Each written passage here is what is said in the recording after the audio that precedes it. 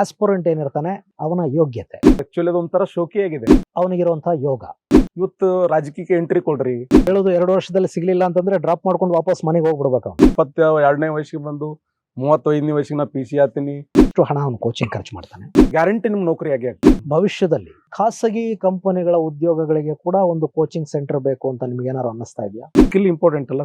ಮಕ್ಕಳು ಭತ್ತ ತುಂಬುವ ಚೀಲಗಳಾಗಬಾರ್ದು, ಭತ್ತ ಬೆಳೆಯುವ ಗದ್ದೆಗಳಾಗಬೇಕು. ಸ್ನೇಹಿತರೆ, ಮೀಡಿಯಾ ಮಾಸ್ಟರ್ಸ್ಗೆ ಸ್ವಾಗತ, ಸುಸ್ವಾಗತ.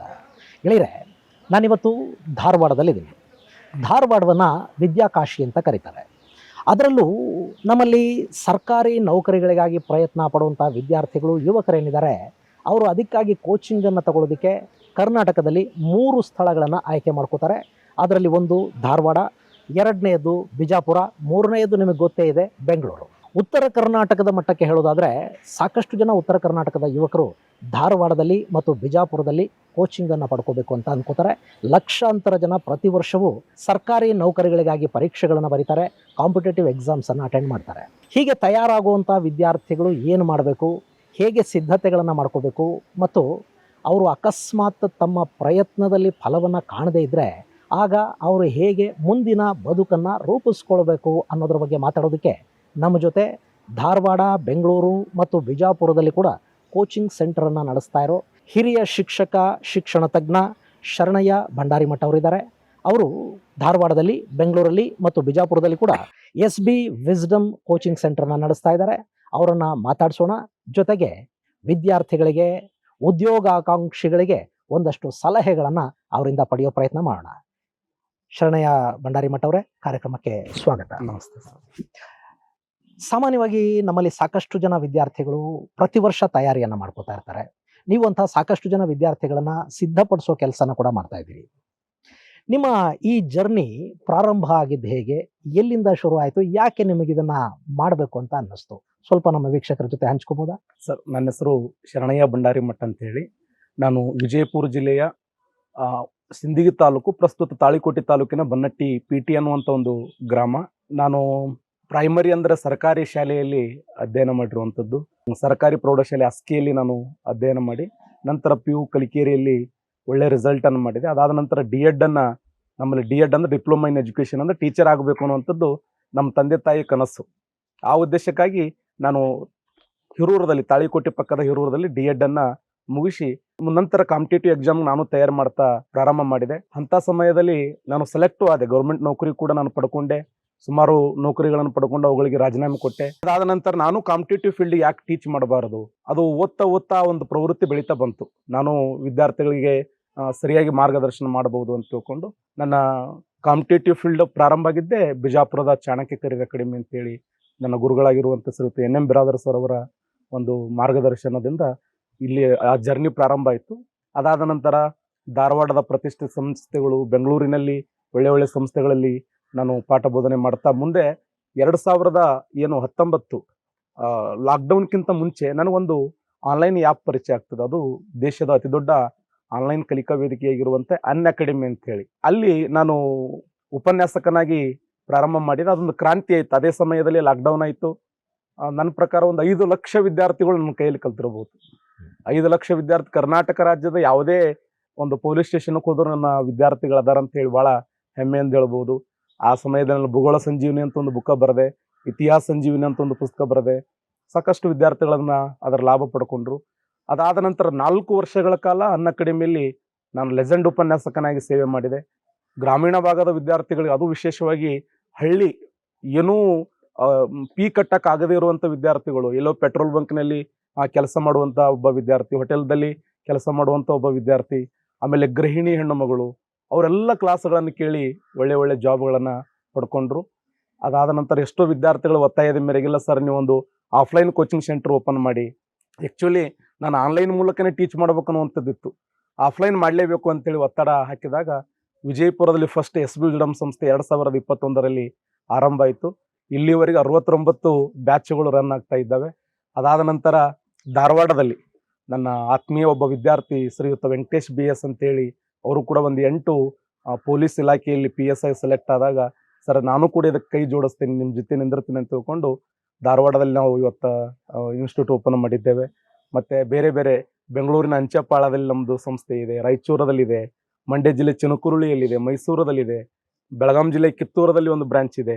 ಈ ರೀತಿ ನಾಡಿನ ಸುಮಾರು ಈ ವರ್ಷ ನನ್ನ ಪ್ರಕಾರ ಒಂದು 3,000-4,000 ವಿದ್ಯಾರ್ಥಿಗಳಿಗೆ ನಮ್ಮ ಸಂಸ್ಥೆಯಿಂದ ಅತ್ಯುತ್ತಮವಾಗಿರುವಂಥ ಮಾರ್ಗದರ್ಶನ ಮಾಡಿವಿ ಮತ್ತು ಒಳ್ಳೆ ರಿಸಲ್ಟ್ ಕೂಡ ಬರ್ತಾ ಇದೆ. ಈ ಬಿಜಾಪುರದ ಒಂದು ವಿಶೇಷ ಇದೆ. ಹೌದು ಸರ್. ಬಿಜಾಪುರದ ವಿಶೇಷ ಏನು ಅಂತಂದ್ರೆ, ನಾನು ಬಿಜಾಪುರದಲ್ಲಿ ಇದ್ದಾಗ ಓಕೆ. ಅಲ್ಲಿ ನಾನು ಪದೇ ಪದೇ ಕೇಳ್ತಾ ಇದ್ದಿದ್ದು, ಬಿಜಾಪುರದವರಿಗೆ 3 ಗುರಿ ಹೌದು. ಅವತ್ತಿಗೆ. ಒಂದು ಫೌಜ್ದಾರ್ ಆಗ್ಬೇಕು, ಹೌದು. ಸಬ್ ಇನ್ಸ್ಪೆಕ್ಟರ್ ಆಗ್ಬೇಕು, ಎರಡನೇದು ಟೀಚರ್ ಆಗ್ಬೇಕು, ಮಾಸ್ತರ್, ಮೂರನೇದು ಎರಡೂ ಆಗ್ಲಿಲ್ಲ ಅಂದ್ರೆ ಪೈಲ್ವಾನ್ ಆಗ್ಬೇಕು.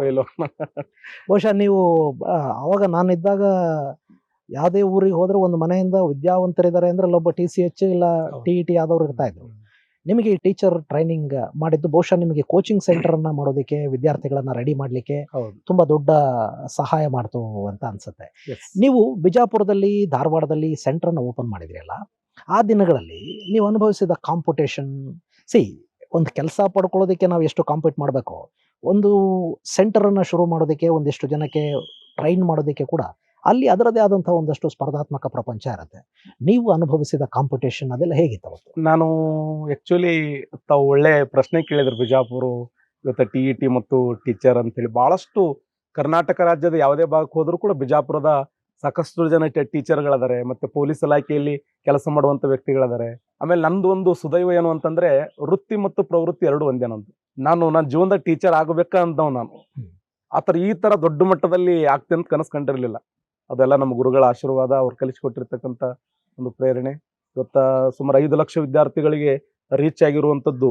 ಮತ್ತೆ ತಾವು ಹೇಳಿದಾಗೆ ನಾನು ಯಾವುದೇ ಅಷ್ಟು ಕಷ್ಟಗಳನ್ನು ಅನುಭವಿಸಲಿಲ್ಲ. ಆಲ್ರೆಡಿ ನಾನು ಬೇರೆ ಬೇರೆ ಕೋಚಿಂಗ್ ಸೆಂಟರ್ಗಳಲ್ಲಿ ಪಾಠ ಮಾಡಿದ್ದೆ. ಅಲ್ಲಿ ಏನು ಲೋಪದೋಷಗಳದಾವ ಅದನ್ನ ಅರ್ಥ ಮಾಡ್ಕೊಂಡಿದ್ದೆ. ಕೆಲವು ಇನ್ಸ್ಟಿಟ್ಯೂಟ್ದಾಗ ಏನು ಶೌಚಾಲಯಗಳೇ ಇಲ್ಲ, ಆಮೇಲೆ ಕುಂದ್ರಲಾಕ ಒಳ್ಳೆ ಬೆಂಚ್ಗಳಿಲ್ಲ, ಆಮೇಲೆ ಸರಿಯಾಗಿ ಬೋರ್ಡ್ಗಳು ಇರಂಗಿಲ್ಲ, ಮತ್ತು ಅನ್ಸ್ಕಿಲ್ಡ್ ಉಪನ್ಯಾಸಕರು ಸಾಕಷ್ಟು ಜನ ಅಲ್ಲಿ ಏನೋ ಟೀಚ್ ಮಾಡುವ, ಅವೆಲ್ಲವುಗಳನ್ನ ನಾನು ಅಬ್ಸರ್ವ್ ಮಾಡ್ಕೊಂಡಿದ್ದೆ. ಮತ್ತು ನಾನು ನಿರಂತರವಾಗಿ ಅಧ್ಯಯನ ಮಾಡ್ತಿದ್ದೆ. ಯಾಕಂದ್ರೆ ಈ ಶಿಕ್ಷಕ ಉಪನ್ಯಾಸಕ ಹುದ್ದೆ ಏನಿದೆಯಲ್ಲ, ನಾವು ಓದ್ತಿರ್ಬೇಕು. ಮೊದಲ ನಾವು ಅಧ್ಯಯನ ಮಾಡ್ತಾನೆ ಇನ್ನೊಬ್ಬರಿಗೆ ನಾವು ಮಾರ್ಗದರ್ಶನ ಮಾಡಕ್ ಸಾಧ್ಯ ಇದೆ.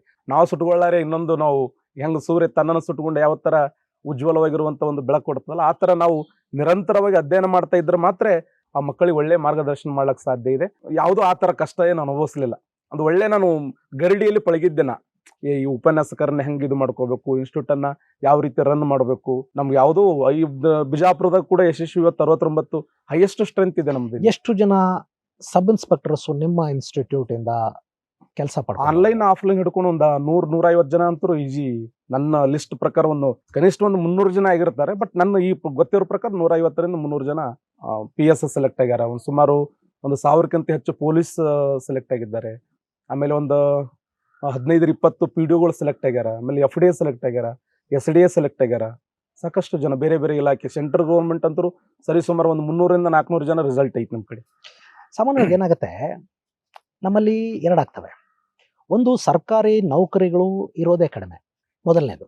ಎರಡನೇದು, ಕಾಲ್ ಆಗೋದು ತುಂಬಾ ವಿಳಂಬ ಆಗುತ್ತೆ. ಅಕಸ್ಮಾತ್ ಆದರೂ ಕೂಡ ಯಾರೋ ಕೋರ್ಟಿಗೆ ಹೋಗ್ತಾರೆ, ಇನ್ನೇನೋ ಆಗುತ್ತೆ, ಅವರಿಗೆ ಕೆಲಸ ಸಿಗೋದು ಕೂಡ ಲೇಟ್ ಆಗ್ತಾ ಹೋಗುತ್ತೆ.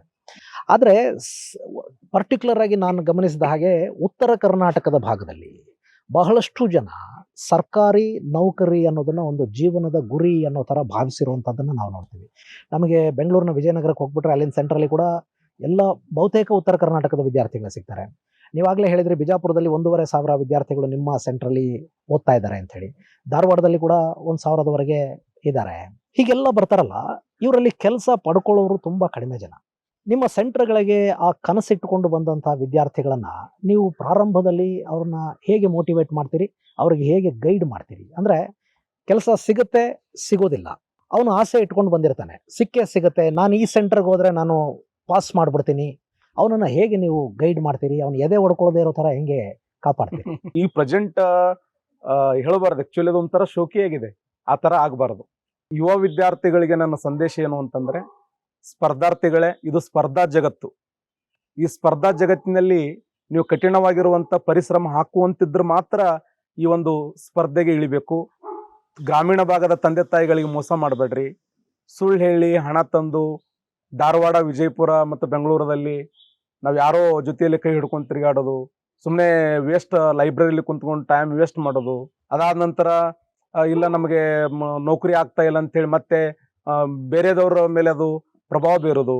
ಎಲ್ಲರೂ ನಾನು ಎಕ್ಸಾಮ್ ಕಾಂಪಿಟೇಟಿವ್ ಏನೋ ಕೋಚಿಂಗ್ ಸೆಂಟರ್ ಬರೋದು, ಕೋಚಿಂಗ್ ತೊಗೊಳೋದು, ಸುಮ್ಮನೆ ತಿರುಗಾಡೋದು, ಹಂಗಲ್ಲ. ನಮ್ಮದೇ ಆಗಿರುವಂತ ಸ್ಪಷ್ಟವಾದಂತ ಗುರಿ ಉದ್ದೇಶ ಇರಬೇಕು. ನನ್ನ ಪ್ರಕಾರ SLC PUC ನಂತರನೇ ಇದು ಪ್ರಾರಂಭ ಆಗಬೇಕು. ಏನು ನಾವು UPSC ಪಾಸ್ ಮಾಡ್ಬೇಕಾ, ಅಥವಾ KPSC ಪಾಸ್ ಮಾಡ್ಬೇಕಾ, ಅಥವಾ KS ಆಫೀಸರ್ ಆಗ್ಬೇಕಾ, ಅಥವಾ ತಹಶೀಲ್ದಾರ್ ಆಗ್ಬೇಕಾ, ಅಸಿಸ್ಟೆಂಟ್ ಕಮಿಷನರ್ ಆಗ್ಬೇಕಾ, PSI ಆಗ್ಬೇಕಾ, ಪೊಲೀಸ್ ಆಗ್ಬೇಕಾ, ಅದಕ್ಕೆ ಸಂಬಂಧಪಟ್ಟಿರ್ತಕ್ಕಂಥ ಸಿಲೆಬಸ್ ಅನ್ನ ಸೆಕೆಂಡ್ PUC ಇಂದನೇ ಪ್ರಾರಂಭ ಮಾಡ್ತಾ ಬರಬೇಕು. SLC ಮತ್ತು ಸೆಕೆಂಡ್ PUC ನಂತರ ದಿನ 2 ಗಂಟೆ 3 ಗಂಟೆ. ಈಗ ಇಂಗ್ಲಿಷ್ ಮೀಡಿಯಂ ಇದ್ರೆ NCERT ಪುಸ್ತಕಗಳನ್ನು ಓದ್ಕೋಬೇಕು, ಕನ್ನಡ ಮೀಡಿಯಂ ಇದ್ರೆ ಕರ್ನಾಟಕ ಸರ್ಕಾರದ ಪುಸ್ತಕಗಳಿದಾವೆ. ಬಹಳ ಸಿಂಪಲ್ ಕ್ವಶನ್ಗಳನ್ನ ದಿನನಿತ್ಯ ಅವುಗಳನ್ನು ಬಿಡಿಸ್ತಾ ಹೋದಾಗ ಅದು ನಮ್ಮಲ್ಲಿ ಆತ್ಮಸ್ಥೈರ್ಯ ಜಾಸ್ತಿ ಆಗ್ತಾ ಬರ್ತದೆ. ತಾವು ಹೇಳಿದಾಗೆ ಲಕ್ಷ ಜನ ಓದ್ತಾ ಇದ್ದಾರೆ ಇವತ್ತು. ಬಟ್ ಗೊತ್ತಾಗ್ಬಿಡ್ತದೆ ಆ ವ್ಯಕ್ತಿನ ಕ್ಲಾಸ್ ರೂಮ್ ನಲ್ಲಿ ಪಾಠ ಮಾಡುವಂತ ಸಮಯದಲ್ಲಿ ಅವ್ರಿಗೆ ಟೆಸ್ಟ್ ಕಂಡಕ್ಟ್ ಮಾಡೋದಾಗ್ಲಿ, ಅವ್ರ ಜೊತೆ ನಾವು ಸಮಾಲೋಚನೆ ಮಾಡೋದಾಗ್ಲಿ, ಈ ವ್ಯಕ್ತಿ ಗ್ಯಾರಂಟಿ ಸೆಲೆಕ್ಟ್ ಆಗ್ತಾನ ಅನ್ನೋದು ನಮ್ಗೆ ಗೊತ್ತಾಗ್ತದೆ. ಅಂತ ಸಮಯದಲ್ಲಿ ನಾವು ಏನ್ ಗೈಡ್ ಮಾಡ್ತೀವಿ, ನೀ ಈ ಇಲಾಖೆಗೆ ಓದ್ಕೊಳ್ಳು, ಅದು ಸುಟೇಬಲ್ ಆಗ್ತದೆ. ಎಷ್ಟೋ ಜನ ವಿದ್ಯಾರ್ಥಿಗಳು ಇಂಗ್ಲಿಷ್ ಚೆನ್ನಾಗಿರುತ್ತದೆ, ಸೈನ್ಸ್ ಚೆನ್ನಾಗಿರುತ್ತದೆ, ಅವ್ರಿಗೆ ನಾವು ಸೆಂಟ್ರಲ್ ಗೌರ್ಮೆಂಟ್ ಓದಕ್ಕ ಒಂದು ಮೋಟಿವೇಶನ್ ಮಾಡ್ತೀವಿ. ಬರೀ ನಿನ್ ಗುರಿ ಸಾಣದಿದೆ, ಇನ್ನೂ ದೊಡ್ಡ ಗುರಿಯನ್ನು ಇಟ್ಟುಕೋ. ಈ ತರ ವೈಯಕ್ತಿಕ ನಾವು ಗೈಡ್ ಮಾಡುವುದರ ಮೂಲಕ ಒಟ್ಟು ನಮ್ಮಲ್ಲಿ ಬಂದಂತ ವಿದ್ಯಾರ್ಥಿಗಳು ಇಲ್ಲಿವರೆಗೆ ನಾವು ಕುಗ್ಲಕ್ಕೆ ಅವಕಾಶ ಕೊಟ್ಟಿವಿ. ಒಂದು 50% 60% ರಿಸಲ್ಟ್ ಕೊಟ್ಕೋತಾ ಬಂದೀವಿ ಇಲ್ಲಿವರೆಗೆ. ಏನಾಗುತ್ತೆ, ಬಹಳ ಸರಿ 2 ಇಂಪಾರ್ಟೆಂಟ್ ಆಗ್ತವೆ. ಒಂದು ವಿದ್ಯಾರ್ಥಿಯ ಅಥವಾ ಆಸ್ಪಿರೆಂಟ್ ಏನಿರ್ತಾನೆ ಅವನ ಯೋಗ್ಯತೆ, ಹೌದು. ಎರಡನೇದು ಅವನಿಗಿರುವಂತಹ ಯೋಗ್ಯ ಮತ್ತು ಯೋಗ್ಯತೆ ಎರಡು ಬೇಕು. ಹೌದು. ಯೋಗ್ಯತೆ ಇದೆ ಅನ್ನೋ ಕಾರಣಕ್ಕೆ ಎಲ್ಲರಿಗೂ ಕೆಲಸ ಸಿಗುದಿಲ್ಲ. ಬಹಳ ಸರಿ ಯೋಗ್ಯತೆ ಇಲ್ಲದೆ ಇದ್ರು ಕೂಡ ಯೋಗ ಇದ್ರೆ ಸಿಕ್ಬಿಡ್ತದೆ. ಈ 50% ಜನಕ್ಕೆ ಸಿಗುತ್ತೆ, ಇನ್ನು 50% ಜನ ಇದಾರಲ್ಲ ಸಿಗದೆ ಇರೋರು, ಅವ್ರು ಎಷ್ಟು ವರ್ಷ ಪ್ರಯತ್ನ ಪಡಬೇಕು? ಒಬ್ಬ ಆಸ್ಪಿರೆಂಟ್ ಅವ್ನು ಎಷ್ಟು ವರ್ಷ ಟ್ರೈ ಮಾಡ್ತಾ ಇರಬೇಕು?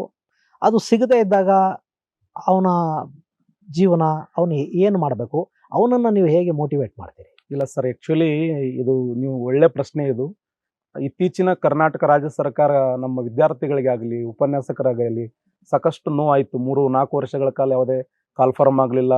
ವಿದ್ಯಾರ್ಥಿಗಳು ಬಹಳಷ್ಟು ಕುಗ್ಗಿ ಹೋದರು ಈ ಸಮಯದಲ್ಲಿ. ಆಮೇಲೆ ಕರ್ನಾಟಕ ಏನು KPSC ಇದೆಯಲ್ಲ, ಅದು ಕರ್ನಾಟಕ ಪಬ್ಲಿಕ್ ಸರ್ವಿಸ್ ಕಮಿಷನ್, ಅವ್ರು ಸರಿಯಾಗಿ ಎಕ್ಸಾಮ್ ನಡೆಸಂಗಿಲ್ಲ, ರಿಸಲ್ಟ್ ಚೆನ್ನಾಗಿ ಕೊಡಂಗಿಲ್ಲ. ಆಮೇಲೆ 545 PSS ಸ್ಕ್ಯಾಮ್ ಆಯಿತು. ಅದರಿಂದ ಎಷ್ಟೋ ವಿದ್ಯಾರ್ಥಿಗಳ ಮೈಂಡ್ ಡೈವರ್ಟ್ ಆಯಿತು. ಆ್ಯಕ್ಚುಲಿ ನನ್ನ ಪ್ರಕಾರ ನೀವು ಇಂಟೆಲಿಜೆಂಟ್ ಇದ್ರಿ, ಹಾರ್ಡ್ ವರ್ಕ್ ಮಾಡ್ತಾ ಇದ್ರಿ ಅಂತಂದ್ರೆ ಸೆಂಟ್ರಲ್ ಗೌರ್ಮೆಂಟ್ ಪ್ರತಿ ವರ್ಷ ಕಾಲ್ಫಾರ್ಮ್ ಆಗ್ತವೆ. ಈಗೇನೋ 4000 PC ಕಾಲ್ಫಾರ್ಮ್ ಆಗ್ಯಾವ. ಅದು ಆ ಕಡೆ ವಿಜಯಪುರದ ಹೋರಾಟ ಮಾಡಿದೆವು, ಧಾರವಾಡದಾಗ ನಮ್ಮ ಸ್ನೇಹಿತರು ಸಾಕಷ್ಟು ಜನ ಹೋರಾಟ ಮಾಡಿದರು, ಬೆಂಗಳೂರ ಹೋರಾಟ ಮಾಡಿದರು. ಹೋರಾಟ ಮಾಡಿನೇ ನಾವು ಗೌರ್ಮೆಂಟ್ ನೌಕರಿ ಅಧಿಸೂಚನೆ ಮಾಡ್ರಿ ಅನ್ನೋದಕ್ಕೂ ಹೋರಾಟ. ಅದಕ್ಕೆ ನೀವು ಹೇಳಿದ ಹಾಗೆ ಯೋಗ್ಯ ಮತ್ತು ಸುಮ್ಸುನೆ ನಾವು ದೊಡ್ಡ ಕನಸುಗಳನ್ನು ಕಟ್ಕೋತೀವಿ, ಅದಕ್ಕೆ ತಕ್ಕಂತೆ ನಾವು ಎಷ್ಟು ಪರಿಶ್ರಮ ಹಾಕ್ತೀವಿ ಅದು ಭಾಳ ಇಂಪಾರ್ಟೆಂಟ್. ಆದರೆ ಈ ಫೀಲ್ಡ್ನಲ್ಲಿ ನೀವು ಇಷ್ಟು ಎಲ್ಲ ಸಬ್ಜೆಕ್ಟ್ಗಳು ಇರ್ತಾವೆ, history, geography, economics, Indian constitution, ಒಂದು ಸರಿ ನೀವು ಚೆನ್ನಾಗಿ ಇದನ್ನು ಅಧ್ಯಯನ ಮಾಡಿದ್ರಿ ಅಂದರೆ ಅದು ಗ್ಯಾರಂಟಿ ನಿಮ್ಮ ಒಂದಿನ ಪ್ರತಿಫಲ ಕೊಡ್ತವೆ. ಅದಕ್ಕೆ ಸಾಕ್ಷಿ ನಾನೇ. ಇವತ್ತು ನಿರಂತರವಾಗಿರುವಂಥ ಅಧ್ಯಯನದಿಂದ ಇವತ್ತು ಈ ಥರ ನಾನು UPSC ಕೆಲವ್ರು ಕೇಳ್ತಾರೆ, ನೀವು UPSCನ ಪಾಸ್ ಮಾಡ್ರೇನು, KS ಪಾಸ್ ಮಾಡ್ರೇನು. ನಾನು ಗೌರ್ಮೆಂಟ್ ನೌಕರಿ ಮಾಡೀನಿ, ಬಟ್ ಸಾಕಷ್ಟು ಜನರಿಗೆ ಇವತ್ತು ಮಾರ್ಗದರ್ಶನ ಮಾಡ್ತಾ ಇದ್ನಲ್ಲ. ಒಬ್ಬ ದಕ್ಷ ಈ ದೇಶದ ಪ್ರಜೆಯಾಗಿ ಸಮಾಜವನ್ನು ಫೇಸ್ ಮಾಡುವಂಥ ಅಧಿಕಾರ ಇದೆಯಲ್ಲ, ಅದಕ್ಕೆ ನಮ್ಮಲ್ಲಿರುವಂಥ ನಾಲೆಜ್. ಅದಕ್ಕೆ ನಮ್ಮ ಧಾರವಾಡದ DVG ಅವರು ಹೇಳ್ತಾರೆ ಏನು ಅಂತಂದರೆ, ಜಟ್ಟಿಯು ಕಾಳಗದಲ್ಲಿ ಗೆಲ್ಲದೊಡೆ, ಗರಡಿಯ ಸಾಮು ಪಟ್ಟ ವ್ಯಸರಗಳೆಲ್ಲ ವಿಫಲವೇನಂ, ಮುಟ್ಟಿ ನೋಡವನ ಮೈಕಟ್ಟು ಕಬ್ಬಿಣದ ಗಟ್ಟಿತನ ಗರಡಿಯ ಫಲ ಮಂಕುತಿಮ್ಮ ಅಂತ. ಜಗಜಟ್ಟಿ ಕುಸ್ತಿ ಪೈಲನ್ನು ಸೋತಿರಬಹುದು, ಬೇಕಾದಾಗ ಇನ್ಸ್ಟಿಟ್ಯೂಟ್ ಕಟ್ಟಿರಲ್ಲ, ಬೇರೆ ಒಂದು ಪ್ರೈಮರಿ ಸ್ಕೂಲ್ ಓಪನ್ ಮಾಡ್ರಿ, ಒಂದು ಅತ್ಯುತ್ತಮವಾಗಿರುವಂಥ ಅಗ್ರಿಕಲ್ಚರ್ ಪ್ರಾರಂಭ ಮಾಡ್ರಿ. ಎಷ್ಟೋ ಗ್ರಾಮ ಪಂಚಾಯತಿಗಳಲ್ಲಿ ಸದಸ್ಯರು ಅಧ್ಯಯನ ಮಾಡಂಗಿಲ್ಲ, ಅಲ್ಲಿ ಒಳ್ಳೆ ಗ್ರಾಮ ಪಂಚಾಯತಿ ಮೆಂಬರ್ ಆಗ್ರಿ, ಇವತ್ತು ರಾಜಕೀಯಕ್ಕೆ ಎಂಟ್ರಿ ಕೊಡ್ರಿ, ಮಾಡಬಹುದಲ್ಲ. ಏನಾಗತ್ತೆ, 22ನೇ ವಯಸ್ಸಿಗೆ 21-22ಕ್ಕೆ ಡಿಗ್ರಿ ಕಂಪ್ಲೀಟ್ ಮಾಡಿ ಅವನೊಂದು ಸರ್ಕಾರಿ ನೌಕರಿಗಾಗಿ ಬಂದ್ಬಿಟ್ಟು ಕೋಚಿಂಗ್ ಇನ್ಸ್ಟಿಟ್ಯೂಟನ್ನು ಸೇರ್ತಾನೆ. ಅಲ್ಲಿ ಕೂಡ ಅವನೊಂದು ಸ್ವಲ್ಪ ಹಣ ಕೊಡ್ತಾನೆ, ಓದ್ತಾ ಇರ್ತಾನೆ. 34-35 ಅದು ಏಜ್ ಲಿಮಿಟ್ ಏನಿದೆ ಅಲ್ಲಿವರೆಗೂ ಪಾಪ ಅವನು ಓದೋದನ್ನೇ ಮಾಡ್ತಾನೆ. ಅಂದರೆ ಹೆಚ್ಚು ಕಡಿಮೆ 21ಕ್ಕೆ ಬಂದವನು 34ರವರೆಗೆ ಓದ್ತಾನೆ ಅಂತಂದರೆ ಅವನು 1ನೇ ಕ್ಲಾಸಿಂದ ಡಿಗ್ರಿವರೆಗೆ ಎಷ್ಟು ಓದಿರ್ತಾನೆ ಅಷ್ಟನ್ನೇ ಅವನು ಮತ್ತೆ ಕೆಲಸಕ್ಕಾಗಿ ಓದಬೇಕಾಗಿ ಬಂತು. ಅದು ಓದೋ ಸ್ಟೈಲೇ ಅಲ್ಲ. ಅದನ್ನು ಏನು ಮಾಡಬೇಕು? ಅದು ಓದೋ ಸ್ಟೈಲ್ ಅಲ್ಲ. ನೀವು 22ನೇ ವಯಸ್ಸಿಗೆ ಬಂದು 35ನೇ ವಯಸ್ಸಿಗೆ ನಾ PC ಆತೀನಿ ಅಥವಾ ಯಾವುದೇ FD ಆತೀನಿ, SD ಆತೀನಿ, ಮತ್ತೆ ಅಲ್ಲೇನು ಉಳಿದಿರ್ತದೆ. ಭಾಳ ಆದ್ರೆ 1 ವರ್ಷ 6 ತಿಂಗಳು 2 ವರ್ಷನ್ಯಾಗ ಕಡೆಕಾಯಿ ಬಿಡ್ಬೇಕು ಪಟ್ಟಣ. ಆ ಥರ ಓದಬೇಕು ಅಂದರೆ ಅತ್ಯುತ್ತಮ ಉಪನ್ಯಾಸಕರ ಮಾರ್ಗದರ್ಶನ, ಉತ್ತಮವಾಗಿರುವಂಥ ಪುಸ್ತಕಗಳು. ಹೇಳೋದು 2 ವರ್ಷದಲ್ಲಿ ಸಿಗ್ಲಿಲ್ಲ ಅಂತಂದ್ರೆ ಡ್ರಾಪ್ ಮಾಡ್ಕೊಂಡು ವಾಪಸ್ ಮನೆಗೆ ಹೋಗ್ಬಿಡ್ಬೇಕು ಅವನು. ಹಂಗಲ್ಲ, ಪ್ರಯತ್ನ ಮಾಡ್ಲಿ. ಮತ್ತೆ ಕನ್ಫರ್ಮ್ ಆಗಿಲ್ಲ, ಮನೆ 3-4 ವರ್ಷ ಕನ್ಫರ್ಮ್ ಆಗಲಿಲ್ಲ, ಅವ್ರೆಲ್ಲ ಮನೆಗೆ ಹೋಗ್ಲಿಕ್ಕೆ ಅವಕಾಶ ಇಲ್ಲ. ಅದಕ್ಕೆ ನಾ ಏನಂತೀನಿ, ಸ್ವಲ್ಪ ಡೈವರ್ಟ್ ಆಗ್ರಿ. ಈಗ ಕರ್ನಾಟಕ ಸರ್ಕಾರ ಕನ್ಫರ್ಮ್ ಅಲ್ಲಿ ಅಂದ್ರೆ ಸೆಂಟ್ರಲ್ ಗೌರ್ಮೆಂಟ್ ಸಾಕಷ್ಟು ಕನ್ಫರ್ಮ್ ಮಾಡ್ತಾನೆ, ಅಲ್ಲಿಯೂ ಪ್ರಯತ್ನ ಮಾಡ್ರಿ. ಮನೆಗೆ ಹೋಗೋದಲ್ಲ, ಇರಬೇಕು ಫೀಲ್ಡ್ನಾಗ ಇದ್ದುಕೊಂಡು ಓದಬೇಕು, ಹಾರ್ಡ್ ವರ್ಕ್ ಮಾಡಬೇಕು. ಗ್ಯಾರಂಟಿ ಬೇರೆ ಬೇರೆ ಇಲಾಖೆಗಳಲ್ಲಿ ಕನ್ಫರ್ಮ್ ಆಗ್ತವೆ. ಈ ಸದ್ಯ ನೋಡ್ರಿ, ನಮ್ಮ ಕರ್ನಾಟಕ ಸರ್ಕಾರ PC ಒಂದು 4,000 ಅಂತಂದ್ರೆ, ಬೇರೆ ಬೇರೆ ಈಗ ಒಂದು 15,000 ಟೀಚರ್ ಪೋಸ್ಟ್ ಕನ್ಫರ್ಮ್ ಅದಾವ. 235 ಎಕ್ಸೆಸ್ ಅಡ್ಮಿನಿಸ್ಟ್ರೇಟರ್ ಕನ್ಫರ್ಮ್ ಮಾಡ್ತಾನೆ. ಸಾಕಷ್ಟು ಇಲಾಖೆಗಳಲ್ಲಿ ಕನ್ಫರ್ಮ್ ಮಾಡುವುದರಿಂದ ಒಂದು 2 ವರ್ಷ 3 ವರ್ಷದಲ್ಲಿ ನಾವು ಪಟ್ಟಣ ಗೌರ್ಮೆಂಟ್ ನೌಕರಿ ತಗೊಂಡು ಹೋಗ್ಬೇಕು. ಬಟ್ ಇದು ಟಫ್ ಕ್ವಶನ್ನೇ ಇದು.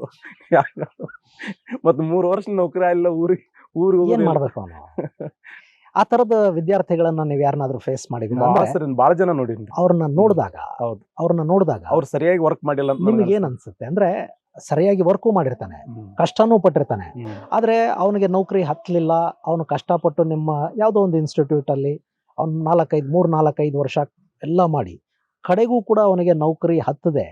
ಅವನು ವಾಪಸ್ ಮನೆಗೆ ಹೋಗ್ಬೇಕಾದಂತ ಪರಿಸ್ಥಿತಿ, ಅಥವಾ ಏಜ್ ಮುಗಿದೋಯ್ತು ಅವನಿಗೆ, ಅವನು ವಾಪಸ್, ಈ ತರದ ಉದಾಹರಣೆಗಳು ಮತ್ತು ಅವರನ್ನ ನೋಡಿ ನೀವು ಕಲಿತ ಚೇಂಜಸ್ಸು, ಅದನ್ನ ಇಟ್ಕೊಂಡು ನೀವು ವಿದ್ಯಾರ್ಥಿಗಳಿಗೆ ಹೇಳುವಂತ ಒಂದು ಕಿವಿ ಮಾತು, ಈ ತರದ್ದು ಏನಾದ್ರು ಇದೆಯಾ ಸರ್? ಅದೇ ನಾ ಹೇಳಿದ್ದು, 1 ವರ್ಷ 2 ವರ್ಷ 3 ವರ್ಷ ನೀವು ನಿರಂತರವಾಗಿ ಅಧ್ಯಯನ ಮಾಡಿದ್ದೀರಿ ಅಂದ್ರೆ ಗ್ಯಾರಂಟಿ ನೀವು ಸಕ್ಸಸ್ ಆಗಲೇಬೇಕು. ಅಲ್ಲಂತಂದ್ರೂ ಕೂಡ ಇನ್ನೊಂದು ವರ್ಷ ಪ್ರಯತ್ನ ಮಾಡ್ರಿ, ಗ್ಯಾರಂಟಿ ನಿಮ್ಗೆ ನೌಕರಿ ಆಗೇ ಆಗ್ತದೆ.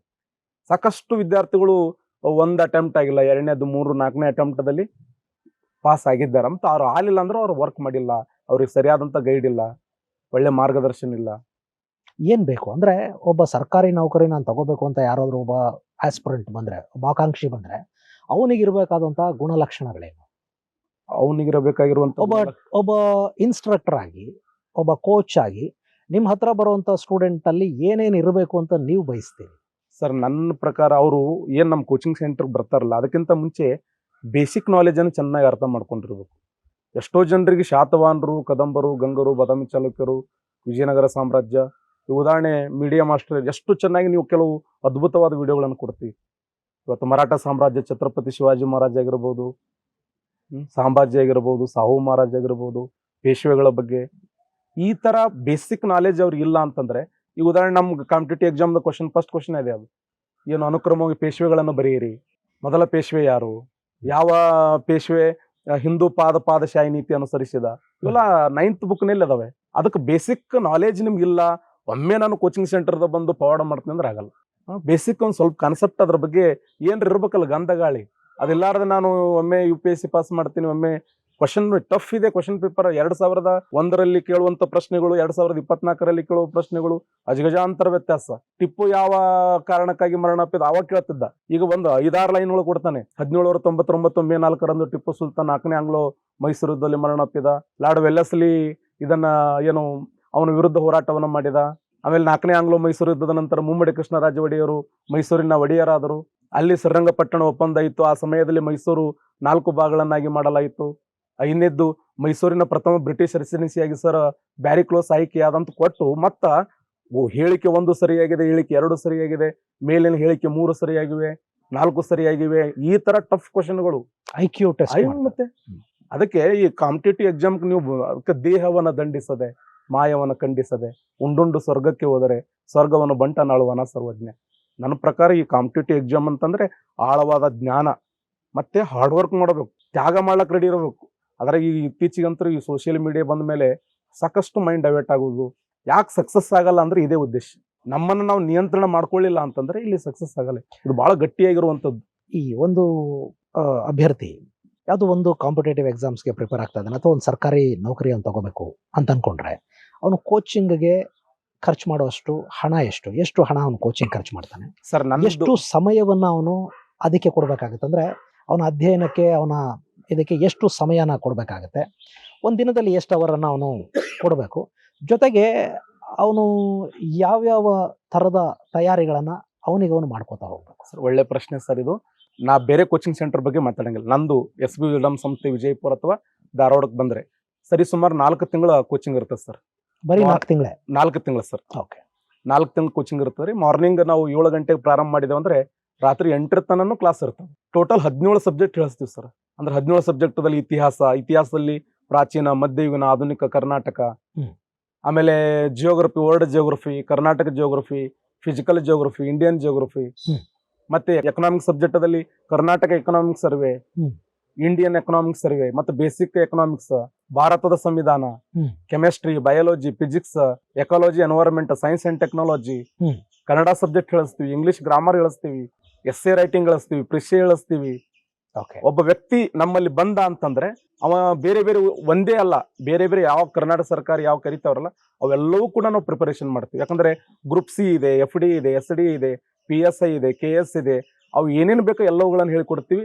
ಫೀ ಭಾಳ ಕಡಿಮೆ ಸರ್. ಒಟ್ಟು ಕೂಡ ನಮ್ಮಲ್ಲಿ 12,000 ರೂಪಾಯಿ, 10ರಿಂದ 12,000 ರೂಪಾಯಿದಾಗ ನಾವು ಕಡಿಮೆ ಇದ್ರಂದ 10 ತೋತೀವ್ರಿ. ಇನ್ನು ಜಾಸ್ತಿ ಅವರು ಇದು ಮಾಡ್ಲಿಲ್ಲ ಅಂತ 12,000 ರೂಪಾಯಿ ತೊಗೊಂಡಿರ್ತೀವಿ. ರೆಸಿಡೆನ್ಷಿಯಲ್ ಅವ್ರಿಗೆ ವಸತಿ ಇಲ್ಲ, ಅದು ಬಿಟ್ಟು ಕ್ಲಾಸಿಂದ ಅಷ್ಟೇ, ಕ್ಲಾಸಿಂದ ಅಷ್ಟೇ. ಕ್ಲಾಸಿಂದ ಅಷ್ಟೇ ಒಂದು 10ರಿಂದ 12,000 ರೂಪಾಯಿ ತೊಗೋತೀವಿ. 4 ತಿಂಗಳು ಸರ್. ಆಮೇಲೆ ಫಿಲ್ಟರ್ ನೀರಿನ ವ್ಯವಸ್ಥೆ ಅದ, ಆಮೇಲೆ ಡಿಜಿಟಲ್ ಬೋರ್ಡ್ಗಳದಾವ, ಆಮೇಲೆ ಶೌಚಾಲಯ ವ್ಯವಸ್ಥೆ ಇದೆ. ಪ್ರತಿ ವಾರ ನಾವು ಟೆಸ್ಟ್ಗಳನ್ನ ಮಾಡ್ತೀವಿ. ಲೈಬ್ರರಿ 24/7 ಲೈಬ್ರರಿ ಇದೆ. 251 ಸೀಟಿನ ಲೈಬ್ರರಿ, 24 ಗಂಟೆ ಕುಂತು ಓದಬಹುದು. ಆಮೇಲೆ ಡಿಜಿಟಲ್ ಬೋರ್ಡ್ಗಳ ಮೂಲಕ ಟೀಚ್ ಮಾಡ್ತೀವಿ. ನಿಮ್ದು ಬರೀ ಇದು ಮಾತ್ರ ಇದೆಯಾ ಅಥವಾ ವಸತಿ ಕೂಡ ಇದೆಯಾ? ವಸತಿ ಇದೆ ಸರ್. ನಮ್ಮಲ್ಲಿ PG ವ್ಯವಸ್ಥೆ ಇದೆ. PGಗಳಲ್ಲಿ ಅದು ಕಡಿಮೆ ವೆಚ್ಚದಲ್ಲಿ ಅವರಿಗೆ ಒಂದು 3-4 ಸಾವಿರ ರೂಪಾಯಿದಾಗ ಊಟ, ವಸತಿ, ನಾಷ್ಟ ಎಲ್ಲವೂ ವ್ಯವಸ್ಥೆ ಮಾಡ್ತೀವಿ ಸರ್. ಈ ವಸತಿ ಜೊತೆಗೆ ಒಬ್ಬ ವಿದ್ಯಾರ್ಥಿ ನಿಮ್ಮಲ್ಲಿ ಬಂದ್ರೆ, ವಸತಿ ಅಂತಂದ್ರೆ ಅವನಿಗೆ ಬರೀ ಅಲ್ಲಿ ಊಟ ತಿಂಡಿ ಉಳ್ಕೊಳ್ಳೋದಕ್ಕೆ ಅಷ್ಟು ಮಾತ್ರ ಇರುತ್ತಾ, ಅಥವಾ ವಸತಿಯ ಅವಧಿಯಲ್ಲಿ ಕೂಡ ಅವನಿಗೆ ಟ್ರೈನಿಂಗ್ ಏನಾರ ಇರುತ್ತಾ? ಇಲ್ಲ, ಟೈಮ್ ಇರಲ್ಲಲ್ರಿ. ಮುಂಜಾನೆ 7ರಿಂದ ರಾತ್ರಿ 8 ಇರ್ತಾನೆ ಇಲ್ಲೇ ಕೋಚಿಂಗ್ದಾಗ ಇರ್ತಾರ ಅವ್ರು. ಮುಂದೆ 8ಕ್ಕೆ ಹೋದ್ರಂದ್ರೆ ಮತ್ತೆ ಆನ್ಲೈನ್ ಕ್ಲಾಸ್ಗಳು ಇರ್ತಾವ. ನಮ್ಮ ಯೂಟ್ಯೂಬ್ದ ಕ್ಲಾಸ್ ಹೇಳ್ತೀವಿ. ಆ ಕ್ಲಾಸ್ಗಳು ಕೇಳಿದಾಗ ಅವ್ರು ಆರಾಮ್ ರೆಸ್ಟ್ ಮಾಡ್ತಾರೆ. ಮತ್ತೆ ಮುಂಜಾನೆ 7 ಗಂಟೆ ಕ್ಲಾಸಿಗೆ ಬರ್ತಾರೆ. 4 ತಿಂಗಳು ಪೂರ್ತಿ ನಮ್ಗೆ ಸಮರ್ಪಣೆ ಮಾಡ್ಬೇಕು. ಈ ಗ್ರಾಮೀಣ ಭಾಗದಿಂದ ಬರ್ತಾರಲ್ಲ, ಸಾಮಾನ್ಯ ಏನಾಗುತ್ತೆ ಅಂತಂದ್ರೆ ಎರಡು ನಾವು ಗಮನಿಸ್ತಾ ಇರೋಂಗೆ, ಇಂಗ್ಲಿಷ್ ಮೀಡಿಯಂ ಮಕ್ಕಳಿಗೆ ಕಾಂಪಿಟೇಟಿವ್ ಎಕ್ಸಾಮ್ಸು, ಕೋಚಿಂಗ್ ಸೆಂಟರ್ಸು, ಆಮೇಲೆ ಇದ್ಯಾವುದು ಕೂಡ ಕಷ್ಟ ಆಗೋದಿಲ್ಲ. ಯಾಕೆಂತಂದ್ರೆ ಅವರ ಬೇಸಿಕ್ಸ್ ಗೊತ್ತಿರತ್ತೆ, ಒಂದು ಬೇಸ್ಮೆಂಟ್ ಬಿದ್ದಿರತ್ತೆ. ಆಮೇಲೆ ಅವ್ರಿಗೆ ಹುಡುಕೊಳ್ಳೋದು ಕೂಡ ಕಷ್ಟ ಆಗೋದಿಲ್ಲ. ಹಿಸ್ಟ್ರಿ ಅವರೆಲ್ಲೆಲ್ಲ ಹುಡುಕೋತಾರೆ, ಇಂಗ್ಲಿಷ್ ಬುಕ್ಸನ್ನು ಓದ್ಕೋತಾರೆ, ಎಲ್ಲ ಮಾಡ್ಕೋತಾರೆ. ಪ್ರಾಬ್ಲಮ್ ಆಗೋದು ನಮ್ಮ ಕನ್ನಡ ಮೀಡಿಯಂ ಮಕ್ಕಳಿಗೆ ಹೆಚ್ಚು. ಮತ್ತು ಉದ್ಯೋಗದ ಅಗತ್ಯ ಅನ್ನೋದು ತುಂಬ ದೊಡ್ಡ ಮಟ್ಟದಲ್ಲಿರೋದು ಕೂಡ ಕನ್ನಡ ಮೀಡಿಯಂನ ಹಳ್ಳಿಗಳಿಂದ ಬರುವಂಥ ಬಡವರ ಮಕ್ಕಳಿಗೆ. ಆ ಮಕ್ಕಳಿಗೆ ಕೋಚಿಂಗ್ ಕೂಡ ಒಂದು ಸ್ವಲ್ಪ ಕಾಸ್ಟ್ಲಿ ಅಂತ ಅನ್ನಿಸ್ಬೋದು. ಆ ಥರದವ್ರಿಗೆ ಏನು ವ್ಯವಸ್ಥೆ ಇದೆ ಸರ್? ಅದು ಒಳ್ಳೆ ಪ್ರಶ್ನೆ ಸರ್. ಆ ಉದ್ದೇಶಕ್ಕಾಗಿಯೇ ಇನ್ನೊಂದು 15 ದಿನದಲ್ಲಿ ನಮ್ಮ SBUJDM ಸಂಸ್ಥೆ ವತಿಯಿಂದ ಒಂದು ಆ್ಯಪನ್ನು ಮಾಡಿದ್ವಿ ಸರ್. ಆ ಆ್ಯಪ್ ಮೂಲಕ ನಾವು ಅವರಿಗೆ ವಿಶೇಷವಾಗಿರುವಂಥ ಮಾರ್ಗದರ್ಶನ ಮಾಡ್ತೀವಿ. ಯಾರು ಬಡವರದರ, ಗ್ರಾಮೀಣ ಭಾಗದ ವಿದ್ಯಾರ್ಥಿಗಳದಾರ, ಗೃಹಿಣಿಯರದಾರ, ಸಾಕಷ್ಟು ಕಟ್ಟಡ ಕಾರ್ಮಿಕರ ಮಕ್ಕಳು ಇರ್ತಾರೆ, ಶೋಷಣೆಗೊಳಗಾದವರು, ಕಟ್ಟಕಡೆ ಈ ಸಮಾಜದಲ್ಲಿ ಕಟ್ಟಕಡೆ ವ್ಯಕ್ತಿನೂ ಕೂಡ ಗೌರ್ಮೆಂಟ್ ನೌಕರಿ ತಗೋಬೇಕು. ಆ ನಿಟ್ಟಿನಲ್ಲಿ SBUJDM ಸಂಸ್ಥೆ ವತಿಯಿಂದ ಒಂದು ನಾವು ಆ್ಯಪನ್ನು ಮಾಡಿದ್ದೇವೆ. ಈಗ ಹೆಂಗೆ ಈ ಅನ್ ಅಕಾಡೆಮಿ ಇತ್ತಲ್ಲ, ಆ ರೀತಿ ಆ್ಯಪ್ ಮೂಲಕ ಸಾವಿರಾರು ವಿದ್ಯಾರ್ಥಿಗಳಿಗೆ ಉಚಿತ ಗುಣಮಟ್ಟದ ಶಿಕ್ಷಣ ಕೊಡಬೇಕು ಅಂತೇಳಿ ಒಂದು ಕಾನ್ಸೆಪ್ಟ್. ನೀವು ಹಿಂದೆ ಆನ್ಲೈನ್ ಕೋಚಿಂಗ್ ಸೆಂಟರ್ಗಳಲ್ಲಿ ನೀವು ಪಾಠ ಮಾಡಿದಿರಿ, ಒಂದಿಷ್ಟು ಸಂಸ್ಥೆಗಳಲ್ಲಿ ಕೆಲಸ ಮಾಡಿದಿರಿ. ಈಗ ನಿಮ್ಮದೇ ಆದಂಥ ಆಫ್ಲೈನನ್ನು ಮಾಡ್ತಾ ಇದ್ದೀರಿ. ಹಾಗೆ ಸಾಕಷ್ಟು ಆಫ್ಲೈನ್ ಮತ್ತು ಆನ್ಲೈನ್ ಎರಡೂ ಇವೆ. ಒಬ್ಬ ಆಸ್ಪರೆಂಟ್ ಅವನು ಆನ್ಲೈನ್ ಕೋಚಿಂಗ್ ತಗೊಳ್ಳೋದಕ್ಕೂ ಆಫ್ಲೈನ್ ಕೋಚಿಂಗ್ ತಗೊಳ್ಳೋದಕ್ಕೂ, ಅಂದರೆ ಯೂಟ್ಯೂಬ್ ನೋಡಿ ಕಲಿಯೋದಕ್ಕೂ ಕೋಚಿಂಗ್ ಸೆಂಟರ್ಗೆ ಬರೋದಕ್ಕೂ ಏನಾದರೂ ಡಿಫ್ರೆನ್ಸ್ ಇದೆ ಅಂತ ನಿಮಗೆ ಅನ್ಸಿದ್ಯಾ? ಅನ್ಸಿದ್ರೆ ಏನು ಡಿಫ್ರೆನ್ಸ್ ಅನ್ಸುತ್ತೆ? ಏನಿಲ್ಲ ಸರ್, ಅಲ್ಲಿ ಆನ್ಲೈನ್ದಾಗ ಸಿಸ್ಟಮೆಟಿಕ್ ಆಗಿ ಓದಕ್ಕಾಗಲ್ಲ. ಈಗ ಆಫ್ಲೈನ್ದಾಗ ಏನು ನೇರ ಉಪನ್ಯಾಸಕರು ಇರ್ತಾರೆ, ಅವರ ಸಮಸ್ಯೆಗಳನ್ನು ಅಲ್ಲೇ ಸಾಲ್ವ್ ಮಾಡುವಂಥ ಸಂದರ್ಭ. ಆಮೇಲೆ ಏನೋ ಒಂದು ಕ್ವಶನ್ ಕೇಳಬೇಕಿರ್ತದೆ, ಅದಕ್ಕೆಲ್ಲ ಕ್ಲಾರಿಟಿ ಆಗಿಬಿಡುತ್ತೆ ಆಟೋಮೆಟಿಕಲಿ ಎಲ್ಲಿ ಆಫ್ಲೈನ್ದಲ್ಲಿ. ಆಮೇಲೆ ಆ ಆಫ್ಲೈನ್ದಲ್ಲಿ ಆ ಮೈಂಡ್ ಅಲ್ಲೇ ಇಟ್ಕೊಂಡ್ ಬಂದಿರ್ತಾರೆ ಅವ್ರು, ಏನು ನಾವು ಮುಗಿಸ್ಕೊಂಡು ಹೋಗ್ಬೇಕು ಅಂತೇಳಿ. 4 ತಿಂಗಳದಾಗ ಎಲ್ಲ ಸಬ್ಜೆಕ್ಟ್ಗಳನ್ನ ಒಂದು ವಿದ್ಯಾರ್ಥಿಗಳ ಜೊತೆಯಲ್ಲಿ ಕೂತ್ಕೊಂಡು, ಸಹಪಾಠಿಗಳ ಜೊತೆಯಲ್ಲಿ ಕೂತ್ಕೊಂಡು ನೀಟಾಗಿ ವರ್ಕ್ ಮಾಡ್ಕೊಂಡು ಹೋಗ್ತಾರೆ. ಬಟ್ ಈ ಆನ್ಲೈನ್ ಏನಾಗಿದೆ ಅಂತಂದ್ರೆ, ಈಗ ಯಾವುದೋ ಒಳ್ಳೆಯ ಒಂದು ಕ್ಲಾಸ್ ಬರ್ತಿರ್ತದ, ಒಂದು ಯಾವುದೋ SMS ಬಂದ್ಬಿಡ್ತದ, ಇಲ್ಲ ಯಾವುದೋ ಒಂದು ಪಟ್ಟನೆ ಇನ್ನೊಂದು ಯೂಟ್ಯೂಬ್ ನಾವು ಚಾನಲ್ಗೆ ಸ್ಕಿಪ್ ಆಗಿಬಿಡ್ತೀವಿ, ಅಥವಾ ಇನ್ಸ್ಟಾಗ್ರಾಮ್ ಬಂದದ. ಏನೋ ಅವು ಯೂಟ್ಯೂಬ, ಇನ್ಸ್ಟಾಗ್ರಾಮ ಪ್ರತಿಯೊಂದನ್ನು ಒಂದಕ್ಕೊಂದು ಮೈಂಡ್ ಡೈವರ್ಟ್ ಹಾಕೋತ ಅದು ಆ ಕಡೆ ಯಾವುದೂ ಸುದ್ದಾಗಲ್ಲ. ನಿಮ್ಮ ಕ್ಲಾಸಲ್ಲಿ ಕೂತ್ಕೊಂಡಾಗ ಅವೇನು ಬರಲ್ವಾ ಮೆಸೇಜ್ಗಳೆಲ್ಲ? ಎಲ್ಲಿ ನಿಮ್ಮ ಕ್ಲಾಸಲ್ಲಿ ಕೂತಾಗ ಮೊಬೈಲ್ ಇಟ್ಕೊಂಡಿರ್ತಾರಲ್ಲ, ಅಲ್ಲಿ ಆ ಥರ ಮೆಸೇಜ್ ಬಂದು ಡಿಸ್ಟರ್ಬ್ ಆಗಲ್ವಾ? ಅದಕ್ಕೆ ಅವಕಾಶ ಕೊಡಂಗಿಲ್ಲ, ಬಂದ್ ಮಾಡಿಬಿಡ್ತೀವಿ ನಾವು ಮೊಬೈಲ್ ಒಳಗೆ ಬಂದಾಗ. ಮೊಬೈಲ್ ಅಲೋ ಇಲ್ರಿ. ಓಕೆ, ಅದಕ್ಕೆ ಅವಕಾಶ ಕೊಡಂಗಿಲ್ಲ. ಈಗ ಇವತ್ತಿನ ಟ್ರೆಂಡ್ ಹೆಂಗಿದೆ ಅಂತಂದ್ರೆ, ಆನ್ಲೈನ್ ಅನ್ನೋದೊಂದು ಟ್ರೆಂಡ್. ನಿಮ್ಮಲ್ಲಿ ಈಗ ಆಫ್ಲೈನ್ ಕ್ಲಾಸಲ್ಲಿ ಏನಾಗುತ್ತೆ ಅಂತಂದ್ರೆ, ನೀವು 4-5 ಥರ ಕ್ಲಾಸ್ಗಳನ್ನು ಮಾಡಿಸ್ತಾ ಇರ್ತೀರಿ, ಬೇರೆ ಬೇರೆ ಥರದ ಫ್ಯಾಕಲ್ಟಿ ಇರ್ತಾರೆ. ಆನ್ಲೈನಲ್ಲಿ ನಾನು ಯಾವ ಫ್ಯಾಕಲ್ಟಿ ಬೇಕು, ಯಾರು ತುಂಬ ಚೆನ್ನಾಗಿ ಮಾಡ್ತಾರೆ ಅವ್ರನ್ನ ಸೆಲೆಕ್ಟ್ ಮಾಡ್ಕೊಳ್ಳೋ ಅವಕಾಶ ಇರುತ್ತೆ. ಎಸ್ ನಿಮ್ಮಲ್ಲಿ ಆ ಅವಕಾಶ ಇರಲ್ಲ. ನೀವು ಕೊಟ್ಟಿದ್ದ ಫ್ಯಾಕಲ್ಟಿ ಹತ್ರ ನಾನು ಪಾಠ ಮಾಡಿಸ್ಕೋಬೇಕು. ನಿಮ್ಮ ಫ್ಯಾಕಲ್ಟಿಗಳಿಗಿಂತಲೂ ಬೇರೆ ಯಾರೋ ಆನ್ಲೈನಲ್ಲಿ ಇನ್ನೂ ಒಳ್ಳೆ ಫ್ಯಾಕಲ್ಟಿ ಇದ್ರೂ ಇರ್ಬೋದು. ನಾನು ಸೆಲೆಕ್ಟಿವ್ ಆಗಿ ಯಾರು ಬೇಕೋ ಅವ್ರ ಹತ್ರ ಮಾಡಿಸ್ಕೊಳ್ಳೋಂಥ ಚಾನ್ಸ್ ಇರುತ್ತೆ. ಇದರ ಮಧ್ಯೆ ಆಫ್ಲೈನ್ ಕ್ಲಾಸಸ್ ಫೇಸ್ ಮಾಡ್ತಾ ಇರೋಂಥ ಚಾಲೆಂಜಸ್ ಏನು? ಆ ಸಂಸ್ಥೆ ನಡೆಸುವಂತ ವ್ಯಕ್ತಿಯ ನಾಯಕತ್ವದ ಮೇಲೆ ಹೋಗ್ತದೆ. ಒಳ್ಳೆ ಒಳ್ಳೆ ಫ್ಯಾಕಲ್ಟಿಗಳನ್ನ ತಂದು ಏನಾಗ್ಬಿಟ್ಟಿದೆ, ಇದು ಆರ್ಟಿಫಿಷಿಯಲ್ ಇಂಟೆಲಿಜೆನ್ಸ್ನ ಎರ. ನನಗೇನು ಬೇಕು ನಾನು ಎ ಐನ ಕೇಳಿದರೆ ನನಗೆ ಎ ಐ ಅದನ್ನು ಕೊಟ್ಬಿಡುತ್ತೆ. ಈವನ್ ನನಗೆ 10 ವರ್ಷದ PSI ಎಕ್ಸಾಮ್ಸ್ದು ಕ್ವಶನ್ ಪೇಪರ್ ಕೊಡು ವಿತ್ ಆನ್ಸರ್ಸ್ ಕೊಡು ಅಂತ ಕೇಳಿದರೆ ಆರ್ಟಿಫಿಷಿಯಲ್ ಇಂಟೆಲಿಜೆನ್ಸ್ ಅದನ್ನು ಕೊಟ್ಬಿಡುತ್ತೆ ನನಗೆ. 10 ವರ್ಷದ ಇದರಲ್ಲಿ ಇಂತಿಂಥ ಪ್ರಶ್ನೆಗಳು ಬಂದಿದ್ವು, ಇದು ಆನ್ಸರು, ಇದು ಅದರ ಗೈಡ್. ಇಷ್ಟರ ಮಟ್ಟಿಗೆ ಕೊಡುವಷ್ಟು ಆರ್ಟಿಫಿಷಿಯಲ್ ಇಂಟೆಲಿಜೆನ್ಸ್ ಡೆವಲಪ್ ಆಗಿದೆ. ಇದು ಕೋಚಿಂಗ್ ಸೆಂಟರ್ಗಳ ಮೇಲೆ ಬೀಳ್ತಾ ಇರುವಂಥ ಪರಿಣಾಮ ಆ ಥರದ್ದು ಏನಾದ್ರು ಇದೆಯಾ? ಇಲ್ಲ ಸರ್, ಏನೂ ಇಲ್ಲ.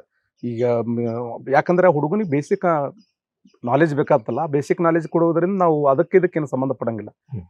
ಅವ್ರೇನು ಇದು ಕಾಂಪಿಟೇಟಿವ್ ಎಕ್ಸಾಮ್ ಹೆಂಗಂದ್ರೆ ಸರ್ ಒಂಥರ ಎಲ್ಲಾ ಅಂದ್ರೆ ಒಂದ್ ಯಾವ್ದೋ ಶಾತವನ್ನ ತಗೊಂಡೆವು ಅಥವಾ ಆಧುನಿಕ ಭಾರತ ಇತಿಹಾಸದಲ್ಲಿ ಗಾಂಧಿ ಯುಗ ತಗೊಂಡೆವು. ಆ ಒಂದು ಸಬ್ಜೆಕ್ಟ್ ಅನ್ನ ವರ್ಗ ಕೋಣೆಯಲ್ಲಿ ಉಪನ್ಯಾಸಕ ಎಲ್ಲಾ ರೀತಿಯಲ್ಲಿ ಅಂದ್ರೆ ಕಥೆಯ ರೂಪದಲ್ಲಿ ಹೇಳಬೇಕು, ಉಪನ್ಯಾಸಕ ರೂಪದಲ್ಲಿ ಹೇಳಬೇಕು, ಚರ್ಚೆ ರೂಪದಲ್ಲಿ ಹೇಳಬೇಕು, ಸಂಕೀರ್ಣ ರೂಪದಲ್ಲಿ ಹೇಳಬೇಕು. ಸಹಜವಾಗಿನೇ ಅದನ್ನ ಮಾಡಕ್ಕಾಗಲ್ಲ ಸರ್ ಅದೆಲ್ಲ. ಅದು ಎಫೆಕ್ಟ್ ಆಫ್ಲೈನ್ ಎಫೆಕ್ಟ್ ಸರ್. ಈ ಸರ್ಕಾರದ ಆಯ್ಕೆ ಪದ್ಧತಿ ಇದೆಯಲ್ಲ, ಕೆಲಸಕ್ಕೆ ಆಯ್ಕೆ ಮಾಡ್ಕೊಳ್ಳುವಂಥ ಪದ್ಧತಿ, ಆ ಪದ್ಧತಿ ಸರಿ ಇದೆ, ಇದು ಕರೆಕ್ಟ್ ಆಗಿದೆ, ಐಡಿಯಲ್ ಅಂತ ನಿಮ್ಗೆ ಏನಾದ್ರು ಅನ್ಸತ್ತಾ? ಅಥವಾ ಏನಾದ್ರು ಚೇಂಜಸ್ ಬೇಕು ಅನ್ಸುತ್ತಾ? ಚೇಂಜ್ ಎಲ್ಲಕ್ಕಿಂತ ಸರ್ ಅದೇ ಈ KPSC ಅವ್ರು ಏನಂತಂದ್ರೆ ಕರೆಕ್ಟ್ ಟೈಮ್ ಟೇಬಲ್ ಬಿಡಬೇಕು. ಇಷ್ಟನೇ ತಾರೀಕಿಗೆ ನಾವು ಪ್ರಿಲಿಮ್ಸ್ ಮಾಡ್ತೀವಿ, ಇಷ್ಟನೇ ತಾರೀಕು ಮೇನ್ಸ್ ಮಾಡ್ತೀವಿ, ಇಷ್ಟನೇ ತಾರೀಕು ಇಂಟರ್ವ್ಯೂ ಮಾಡ್ತೀವಿ. 5 ವರ್ಷಗಟ್ಟಲೆ ಯಾವುದೇ ಅಧಿಸೂಚನೆಗಳು ಇರಂಗಿಲ್ಲ. ಅಧಿಸೂಚನೆ ಆದ್ಮೇಲೆ 2 ವರ್ಷ 3 ವರ್ಷಕ್ಕೆ ಎಕ್ಸಾಮ್ ನಡೆಸೋದು, 4 ವರ್ಷಕ್ಕೆ ರಿಸಲ್ಟ್ ಬಿಡೋದು. ಬದ್ಧತೆ ಬಹಳ ಮುಖ್ಯ ಅಲ್ಲ. UPSC ಮಾದರಿ ವಿಚಾರಗಳನ್ನು ಇವ್ರು ಅಳವಡಿಸ್ಕೋಬೇಕು. ಯಾಕಂದ್ರೆ ಭಾರತ ಸಂವಿಧಾನದ 312ನೇ ವಿಧಿ ಮತ್ತು 315-16ನೇ ವಿಧಿಯ ಪ್ರಕಾರ ಅವ್ರು ಅಲ್ಲಿ ಸ್ಪಷ್ಟವಾಗಿರುವಂತ ಕಾನ್ಸೆಪ್ಟ್ ಕೊಟ್ಟಿದ್ದಾರೆ. ಸರ್ಕಾರಗಳು ಯುವಕರಿಗೆ ಈ ಏನು 5 ಸ್ಕೀಮ್ಗಳದಾವಲ್ಲ ಅದ್ರಾಗ ಇದೊಂದು ಸ್ಕೀಮ್ ಸೇರಿಸ್ಕೋರಲ್ಲ, ಯುವಕರಿಗೆ ನಾವು ಉದ್ಯೋಗ ಕೊಡ್ತೀವಿ ಅಂತ ಹೇಳಿ ಕರೆಕ್ಟ್ ಟೈಮ್ ಟು ಟೈಮ್ ನಡೆಸಿದ್ರೆ ಸಾಕಲ್ಲ. ನಮ್ಗೆ ಆಟೋಮೆಟಿಕ್ ವಿದ್ಯಾರ್ಥಿಗಳು ಗೌರ್ಮೆಂಟ್ ನೌಕರಿಗೆ ಹೋಗ್ತಾರೆ, ಅವರ ಕುಟುಂಬಗಳು ಚೆನ್ನಾಗಿ ಬೆಳೀತವೆ. ಬಟ್ ಸರ್ಕಾರ ಇತ್ತೀಚೆಗಂತೂ ಬಹಳಷ್ಟು ವರಿಷ್ಠ ವ್ಯವಸ್ಥೆ ನಾವು ನೋಡಿವಿ.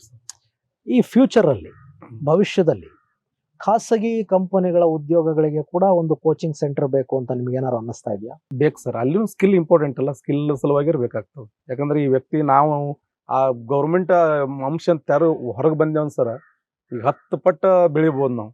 ಈಗ ಉದಾಹರಣೆ ತಾವೇ ಈಗ ಎಷ್ಟು ದೊಡ್ಡ ಮಟ್ಟದಲ್ಲಿ ಬೆಳೆದ್ರಿ. ಈಗ ಉದಾಹರಣೆ ನಾನು ಎಲ್ಲೋ ಒಬ್ಬ ಟೀಚರ್ ಆಗಿರ್ತಿದ್ದೆ, ಈಗ ನಾನು 100 ಜನರಿಗೆ ಉದ್ಯೋಗ ಕೊಟ್ಟೀನಿ, ಈಗ 100 ಜನರಿಗೆ ಉದ್ಯೋಗ ಕೊಟ್ಟೀನಿ, ಲಕ್ಷಾಂತರ ರೆಂಟ್ ಕಟ್ತೀನಿ. ಅದಕ್ಕೆ ನಮ್ಮಲ್ಲಿ ಸ್ಕಿಲ್ಗಳು ಇಲ್ಲ ಅಂದ್ರೆ ಏನು ಮಾಡೋಕ್ಕಾಗಲ್ಲ.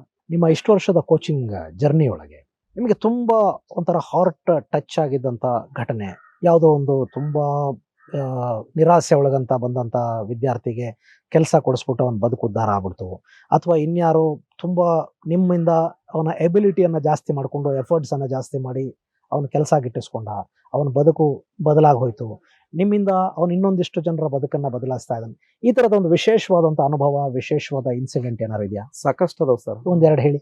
ಕಾಂಬಳೆ ಅಂತ ಒಬ್ಬ ವಿದ್ಯಾರ್ಥಿ ಸರ್, ಈ ಪ್ರೆಸೆಂಟ್ ಕಲಿಕೇರಿ ನವಲಗುಂದ ಅಲ್ಲಿ ವರ್ಕ್ ಮಾಡ್ತಾರೆ ಸರ್. ಅವರು ಆನ್ಲೈನ್ ಮೂಲಕನೇ ಸಕ್ಸಸ್ ಆಗಿ ಇವತ್ತು ಆ ಭಾಗದ ಎಷ್ಟೋ ವಿದ್ಯಾರ್ಥಿಗಳಿಗೆ ಸಹಾಯ ಮಾಡ್ತಾರೆ. ಸಾಕಷ್ಟು ಅಂತ ವಿದ್ಯಾರ್ಥಿಗಳು ನಮ್ಮ ಸತೀಶ್ ಸರ್ ಅಂತದ್ರು ಒಬ್ರು, ಅವ್ರು ಮಾಜಿ ಸೈನಿಕರು. ಅವರು ನಮ್ಮ ಕ್ಲಾಸ್ಗಳ ಎಫೆಕ್ಟ್ದಿಂದನೇ ಅವರು PSI ಸೆಲೆಕ್ಟ್ ಆದರು. ಆದ್ರೆ ಒಂದು ಖುಷಿ ಏನಂತಂದ್ರೆ ಸರ್, ಆತ್ಮತೃಪ್ತಿ ಏನಂದ್ರೆ ನಾವು ಎಲ್ಲೇ ಹೋದಾಗ ಅವರು ಮೀಟ್ ಆಗಿ ನಮಗೆ ಮಾತಾಡಿಸಿ, ಸರ್ ನಿಮ್ಮ ಕ್ಲಾಸ್ ನೋಟ್ಸ್ ನಮ್ಗೆ ಹೆಲ್ಪ್ ಆಗ್ಯಾವ, ನಿಮ್ಮ ಕ್ಲಾಸ್ಗಳು ನಾವು ಭಾಳ ಚೆನ್ನಾಗಿ ಅದನ್ನು ಉಪಯೋಗ ಮಾಡ್ಕೊಂಡೆವು ಲಾಕ್ಡೌನ್ ಟೈಮ್ದಲ್ಲಿ. ಇವತ್ತು ಈ ಥರ ನಾವು 2-3-4 ಜಾಬ್ಗಳಾಗ್ಯಾವ, ನಮ್ಮ ಕುಟುಂಬ ಭಾಳ ಚೆನ್ನಾಗಿ ಇದಾಗ್ತಾ ಇದೆ, ನಮ್ಗೆ ಭಾಳ ಹೆಮ್ಮೆ ಅನ್ನಿಸ್ತದೆ ಸರ್. ಓಕೆ ಸರ್, ನಾನು ಧಾರವಾಡದಲ್ಲಿ ಸಂಸ್ಥೆಯಲ್ಲಿ ಪಾಠ ಬೋಧನೆ ಮಾಡುವಂಥ ಸಮಯದಲ್ಲಿ ಇಲ್ಲಿ ಹೋಟೆಲದಲ್ಲಿ ಒಬ್ಬ ವಿದ್ಯಾರ್ಥಿ ಕೆಲಸ ಮಾಡ್ತಿದ್ರು ಸರ್. ಕೆಲಸ ಮಾಡುವಾಗ ನಾವು ಆ ಹೋಟೆಲ್ಗೆ ಹೋಗಿದ್ದೆ ರೀ. ಅಂಥ ಸಂದರ್ಭದಲ್ಲಿ ಆ ವಿದ್ಯಾರ್ಥಿ ಕೇಳಿದ್ದೀನಿ, ಇಲ್ಲಿ ಯಾಕಪ್ಪ ಅಂದಾಗ, ಇಲ್ಲ ಸರ್ ನಾವು ಪಾರ್ಟ್ ಟೈಮ್ ವರ್ಕ್ ಮಾಡ್ತಾ ಇದ್ದೀನಿ. ಒಂದು 3-4 ಗಂಟೆ ವರ್ಕ್ ಮಾಡ್ತಿದ್ರು ಸರ್. ವರ್ಕ್ ಮಾಡ್ತಾನೆ ಇವತ್ತು ಅವರು ಸಿವಿಲ್ PSI ಸೆಲೆಕ್ಟ್ ಆದರು. ಸುಮಾರು 4-5 ಸಿವಿಲ್ PSI ಸೆಲೆಕ್ಟ್ ಆಗಿರುವಂಥ, ಪೊಲೀಸ್ ಆದರು, ಸಿವಿಲ್ PSI ಸೆಲೆಕ್ಟ್ ಆದರು. ಅವರು ಮುತ್ತು ಹೈವಳೆ ಅಂತೇಳಿ ನನ್ನ ವಿದ್ಯಾರ್ಥಿ ಸರ್. ಈ ಥರ ಸಾಕಷ್ಟು ಬಿಜಾಪುರದಲ್ಲಿ ಪಾಠ ಬೋಧನೆ ಮಾಡುವಾಗ ಕರಿಸ್ಮಾ ಅಂತೇಳಿ ಒಬ್ಬ ವಿದ್ಯಾರ್ಥಿನಿ, ಬಹಳ ಕಷ್ಟದಿಂದ ಬಂದು ನಮ್ಮ ಕೈಯಲ್ಲಿ ಅಧ್ಯಯನವನ್ನು ಮಾಡಿ ಈ ಪ್ರೆಸೆಂಟ್ ಬೆಂಗಳೂರದಲ್ಲಿ ಸಿವಿಲ್ PSI ಆಗಿ ಸೇವೆ ಮಾಡ್ತಾ ಇದ್ದಾರೆ. ಬಹಳಷ್ಟು ವಿದ್ಯಾರ್ಥಿಗಳು ಕಷ್ಟದಿಂದ ಬಂದು ನಾವು ಈ ಸಾರಿ ಆಗಲೇಬೇಕಪ್ಪ ಅಂತೇಳಿ ಹಾರ್ಡ್ ವರ್ಕ್ ಮಾಡಿ ಅವ್ರಿಗೆ ನಾವು ತನುಮನಧನದಿಂದ ಸಹಾಯ ಮಾಡೀವಿ. ಇವತ್ತಿನ ನಮ್ಮ ಬಿಜಾಪುರ ಇನ್ಸ್ಟಿಟ್ಯೂಟ್ದಾಗ ಒಂದು 50ರಿಂದ 60 ವಿದ್ಯಾರ್ಥಿಗಳು ಫ್ರೀಯಾಗಿ ಊಟ, ವಸತಿ, ಆಮೇಲೆ ಅವ್ರಿಗೆ ಇರ್ಲಾಕ ಲೈಬ್ರರಿ, ಓದಕ್ಕೆ ಲೈಬ್ರರಿ ವ್ಯವಸ್ಥೆ, ಉಚಿತವಾಗಿರುವಂಥ ಪುಸ್ತಕಗಳು, ನನ್ನ ಸಂಸ್ಥೆ ವಿದ್ಯಾರ್ಥಿಗಳ ಒಂದು ಕೂಟ ಸರ್ ಇವತ್ತು. ಎಷ್ಟು ಖುಷಿ ಆಗುತ್ತಲ್ಲ. ಬಹಳ ಅಂದ್ರೆ ಖುಷಿ ಅನಿಸ್ತದೆ ಸರ್. ಯಾವುದೋ ಒಬ್ಬ ವಿದ್ಯಾರ್ಥಿ ಒಂದು ಕನಸಿಟ್ಕೊಂಡು ತುಂಬ ಕನಸಿಟ್ಕೊಂಡು ಏನು ಇಲ್ಲದೆ, ಫೀಸ್ ಕಟ್ಟೋದಕ್ಕೆ ಕೂಡ ದುಡ್ಡಿಲ್ಲದೆ ಬಂದು ಇನ್ಸ್ಟಿಟ್ಯೂಷನ್ ಅಲ್ಲಿ ಸೇರಿ ಕಷ್ಟಪಟ್ಟು ಓದಿ ಅವ್ನು ಯೂನಿಫಾರ್ಮ್ ಹಾಕೊಂಡು ಬರ್ತಾನಲ್ಲ, ಹೌದು. ಸಬ್ ಇನ್ಸ್ಪೆಕ್ಟರ್ ಇನ್ಯಾವುದೋ ಒಂದು ಯೂನಿಫಾರ್ಮ್ ಹಾಕೊಂಡು ಬಂದು ಮುಂದೆ ಬಹಳ ಖುಷಿ ನಿಂತ್ಕೊತಾನಲ್ಲ, ಅನಿಸ್ತದೆ ಸರ್. ಏನ್ ಅನ್ಸುತ್ತೆ ಆಗ? ಭಾಳ ಸರ್, ಆಕ್ಚುಲಿ ಮೊನ್ನೆ ಒಂದು ಬೆಳಗಾಂಗೆ ಹೋಗಿದ್ದೆ ಸರ್. ನಾನು ಬೆಳಗಾಂದಲ್ಲಿ ಒಂದು 100 ವಿದ್ಯಾರ್ಥಿಗಳು ಬರೀ ಪೊಲೀಸ್ PSI ನಾನು ಸುತ್ತಮುತ್ತ. ಅವರು ಒಬ್ಬೊಬ್ರದೊಂದು ಹಿಸ್ಟ್ರಿ ಸರ್. ಸರ್ ನಾವು ಈ ತರ ಓದಿವಿ. ಈ ಉದಾಹರಣೆ ನಮ್ಮ ಮಂಜು ಅಗ್ನಿ ಅಂತ ಹೇಳಿ ಸರ್, ನನಗೆ ಹವ್ಯಾಸ ಮೊದಲಿಂದ ಪಾಠ ಬೋಧನೆ ಮಾಡೋದು. ಸಿಂದಗಿಯಲ್ಲಿದ್ದಾಗ ನಾ ಡಿಗ್ರಿ ಓದುವಾಗ PUC ಹುಡುಗರು ಟೀಚ್ ಮಾಡ್ತಿದ್ದೆ ಸರ್. ಅವ್ರು ಎಷ್ಟು 150 ರೂಪಾಯಿ ಕೊಡ್ಲಿ, 500 ರೂಪಾಯಿ ಕೊಡ್ಲಿ. ಅದರ ಒಬ್ಬ ವಿದ್ಯಾರ್ಥಿ ನಾನು, ಇಲ್ಲ ಸರ್ ನನಗೆ ದುಡ್ಡೇ ಇಲ್ಲ, ನಾವು ಬಿಟ್ಟು ಹೋಗ್ಬೇಕಂತ ಮಾಡೀನಿ ಅಂತ ಹೇಳಿ PUC ಅಧ್ಯಯನ ಮಾಡುವಂತ ವಿದ್ಯಾರ್ಥಿ, ಇಲ್ಲ ನೀವು ಓದು, ನಿನ್ನ ಬಳಿ ವಿಶೇಷ ಟ್ಯಾಲೆಂಟ್ ಅದ ಅಂತ ಹೇಳಿ ಅವನಿಗೆ ಆ ಸಮಯದಲ್ಲಿ ಪ್ರೋತ್ಸಾಹ ಕೊಟ್ಟು ಈಗ ಪೊಲೀಸ್ ಆಗಿ ಸಿವಿಲ್ PSI ಸೆಲೆಕ್ಟ್ ಬೀದರ್ದಲ್ಲಿ ವರ್ಕ್ ಮಾಡ್ತಾ ಇದ್ದಾರೆ, ಮಂಜುನಾಥ ಅಗ್ನಿ ಅಂತೇಳಿ. ಈ ತರ ಅವರು ನೋಡಿದ್ರೆ ಖುಷಿ ಅನಿಸ್ಬಿಡ್ತದೆ ನಮ್ಗೆ. ಈ ನೀವು ಯಾವ್ಯಾವ ಕೆಲಸಗಳೇ ಅಂದ್ರೆ ಯಾವ್ಯಾವ ಇದಕ್ಕೆ ನೀವು ಕೋಚಿಂಗ್ ಅನ್ನ ಇಲ್ಲಿ ಕೊಡ್ತಾ ಇದ್ದೀರಿ, ಮತ್ತು ನಿಮ್ಮ ಕೋಚಿಂಗ್ ಡಿಫ್ರೆಂಟ್ ಆಗಿ ಹೇಗಿರುತ್ತೆ ಸ್ವಲ್ಪ ಎಕ್ಸ್ಪ್ಲೇನ್ ಮಾಡಿ. ಸರ್, ನಾವು KS ಪ್ರಿಲಿಮ್ಸ್ ಟೀಚ್ ಮಾಡ್ತೀವಿ, ಆಮೇಲೆ PSI, ಎಕ್ಸೈಸ್ ಸಬ್ ಇನ್ಸ್ಪೆಕ್ಟರ್, ಆಮೇಲೆ FDA, SDA, PDO, group C, ಮತ್ತೆ GPSTR, HSTR, ಈ ತರ ಕರ್ನಾಟಕ ಸರ್ಕಾರ ನಡೆಸುವಂತ ಎಲ್ಲ ಪರೀಕ್ಷೆಗಳಿಗೆ ನಾವು ಟೀಚ್ ಮಾಡ್ತೀವಿ ಸರ್. ಇನ್ನೊಬ್ರಿಗಿಂತ ನಾವು ಭಿನ್ನ ಹೇಗೆ ಅಂದ್ರೆ ನಾವೆಲ್ಲ ಡಿಜಿಟಲ್. ಆಮೇಲೆ ಅವರಿಗೆ ವಿದ್ಯಾರ್ಥಿಗಳಿಗೆ ಏನ್ ಬೇಕಲ್ಲ ಎಲ್ಲವೂ ಕೂಡ ಮೂಲಭೂತ ಸೌಕರ್ಯಗಳು ಬಹಳ ಚೆನ್ನಾಗಿದಾವೆ. ಒಳ್ಳೆ ಗುಣಮಟ್ಟದ ಉಪನ್ಯಾಸಕರು, ಆಮೇಲೆ ಅವ್ರಿಗೆ ಒಂದು ಬ್ಯಾಗ್ ಕೊಡ್ತೀವಿ, 4 ನೋಟ್ಬುಕ್ ಕೊಡ್ತೀವಿ, ಆಮೇಲೆ ಪ್ರಿಂಟೆಡ್ ನೋಟ್ಸ್ ಕೊಡ್ತೀವಿ, ಕುಂದ್ರಲಕ್ ಬೆಂಚಿನ ವ್ಯವಸ್ಥೆ ಅದಾವ, ಡಿಜಿಟಲ್ ಬೋರ್ಡ್ಗಳದಾವ. 10-15 ವರ್ಷ ನುರಿತ ಉಪನ್ಯಾಸಕರು ಅಥವಾ ಅವ್ರೀಗ ಆಲ್ರೆಡಿ ಗೌರ್ಮೆಂಟ್ ನೌಕರಿ ತೊಗೊಂಡಿರಬೇಕು, ಅದ್ರಾಗ ಅನುಭವ ಹೊಂದಿರಬೇಕು ಅಂತ ಉಪನ್ಯಾಸಕರಿಂದ ಟೀಚ್ ಮಾಡಿಸ್ತೀವಿ. ಮತ್ತೆ ಪ್ರತಿ 15 ದಿನಕ್ಕೊಮ್ಮೆ ಕ್ವಿಜ್ಗಳನ್ನ ಮಾಡ್ತೀವಿ. ಯಾರು ಕ್ವಿಜ್ನ ಫಸ್ಟ್ ಬರ್ತಾರೋ ಅವ್ರಿಗೆ ಪ್ರೈಸ್ಗಳನ್ನು ಕೊಡ್ತೀವಿ. ಈ ತರ ನಮ್ಮ SBJM ಸಂಸ್ಥೆ ವತಿಯಿಂದ ಕರ್ನಾಟಕ ಸರ್ಕಾರ, ಈಗ ನೀವು ಆಗಲೇ ಒಂದು ಪ್ರಶ್ನೆ ಕೇಳಿದ್ರಿ, ಗ್ರಾಮೀಣ ಭಾಗದ ವಿದ್ಯಾರ್ಥಿಗಳು ಏನ್ ಮಾಡಕ್ ಇದು ಅದಂತೇಳಿ. ಈಗ ಸರ್ಕಾರ ಏನ್ ಮಾಡ್ತಾ ಇದೆ ಅಂತಂದ್ರೆ ಬೇರೆ ಬೇರೆ ಇಲಾಖೆಗಳಿಂದ, ಹಿಂದುಳಿದ ವರ್ಗದ ಕಲ್ಯಾಣ ಇಲಾಖೆ ಆಗಿರ್ಬೋದು, ಸಮಾಜ ಕಲ್ಯಾಣ ಇಲಾಖೆ ಆಗಿರ್ಬೋದು, ಅಲ್ಪಸಂಖ್ಯಾತ ಕಲ್ಯಾಣ ಇಲಾಖೆ, ವರ್ಷ ಏನ್ ಮಾಡ್ತಾರ ಅಂತಂದ್ರೆ ಸರ್ಕಾರದಿಂದ ಅಧಿಸೂಚನೆ ಹೊರಡಿಸಿ ನಿಮ್ಗ ಪೂರ್ವ ತರಬೇತಿ ಅಂತ ಹೇಳಿ ಕೊಟ್ಟರು. ಅಲ್ಲಿ ನಮ್ಮ SBJM ಸಂಸ್ಥೆ ಕೂಡ ಸಾಕಷ್ಟು ಪಾತ್ರ ವಹಿಸ್ತಾ ಇದೆ ಬೇರೆ ಬೇರೆ ಸಂಸ್ಥೆಗಳ ಜೊತೆಯಲ್ಲಿ. ಅಂತವ ವಿದ್ಯಾರ್ಥಿಗಳು ಸರ್ಕಾರದ ವತಿಯಿಂದ ಸೆಲೆಕ್ಟ್ ಆಗ್ತಾರೆ. ನಾವು ಏನ್ ಮಾಡ್ತೀವಿ ಅಂತಂದ್ರೆ ಅವರಿಗೆ ಊಟ, ವಸತಿ, ಮಾಜಿ ಸೈನಿಕರನ್ನು ಕರೆಸಿ ವಿಶೇಷವಾಗಿರುವಂತ ಫಿಸಿಕಲ್ ಟ್ರೈನಿಂಗ್ ಕೊಡಿಸ್ತೀವಿ.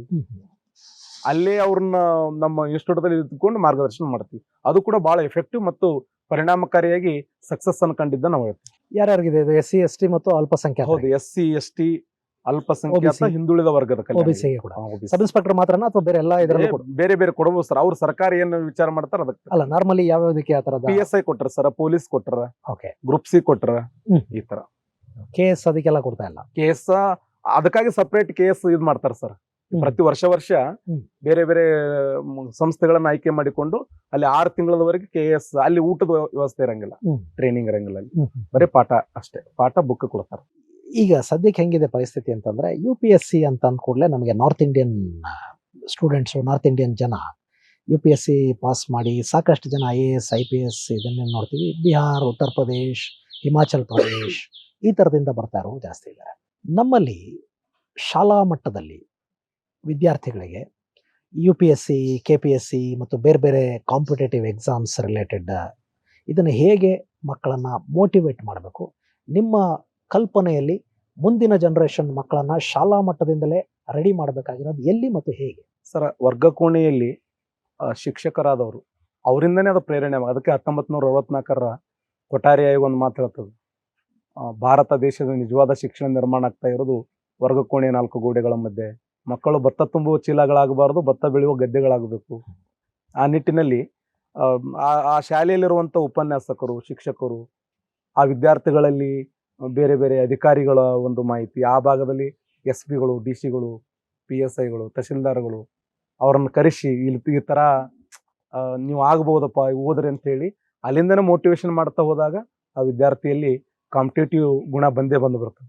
ಮತ್ತು ಅವರು ಅಲ್ಲಿ ವಿದ್ಯಾರ್ಥಿಗಳಿಗೆ ಕ್ವಿಜ್ಗಳನ್ನು ಮಾಡುವುದು, ಕೆಲವು GK ಸಂಬಂಧಪಟ್ಟ ಟೆಸ್ಟ್ಗಳನ್ನು ಮಾಡೋದು, ಈ ಡಿಗ್ರಿ ಲೆವೆಲ್ದಲ್ಲಿ PUC ಲೆವೆಲ್ದಲ್ಲಿ ಅದು ಮೋಟಿವೇಟ್ ಮಾಡುವುದರ ಮೂಲಕ ಆಟೋಮೆಟಿಕ್ ಅದನ್ನು ಬೆಳೆಸಕ್ಕೆ ಸಾಧ್ಯ ಇದೆ. ನಮ್ಮಲ್ಲಿ ಒಂದು ನಂಬಿಕೆ ಅಥವಾ ಒಂದು ತುಂಬ ಹಳೆಯ ಕಾಲದಿಂದಲೂ ಕೂಡ ಒಂದು ಆಚರಣೆ, ಒಂದು ನಂಬಿಕೆ ಈ ಥರದಿದೆ.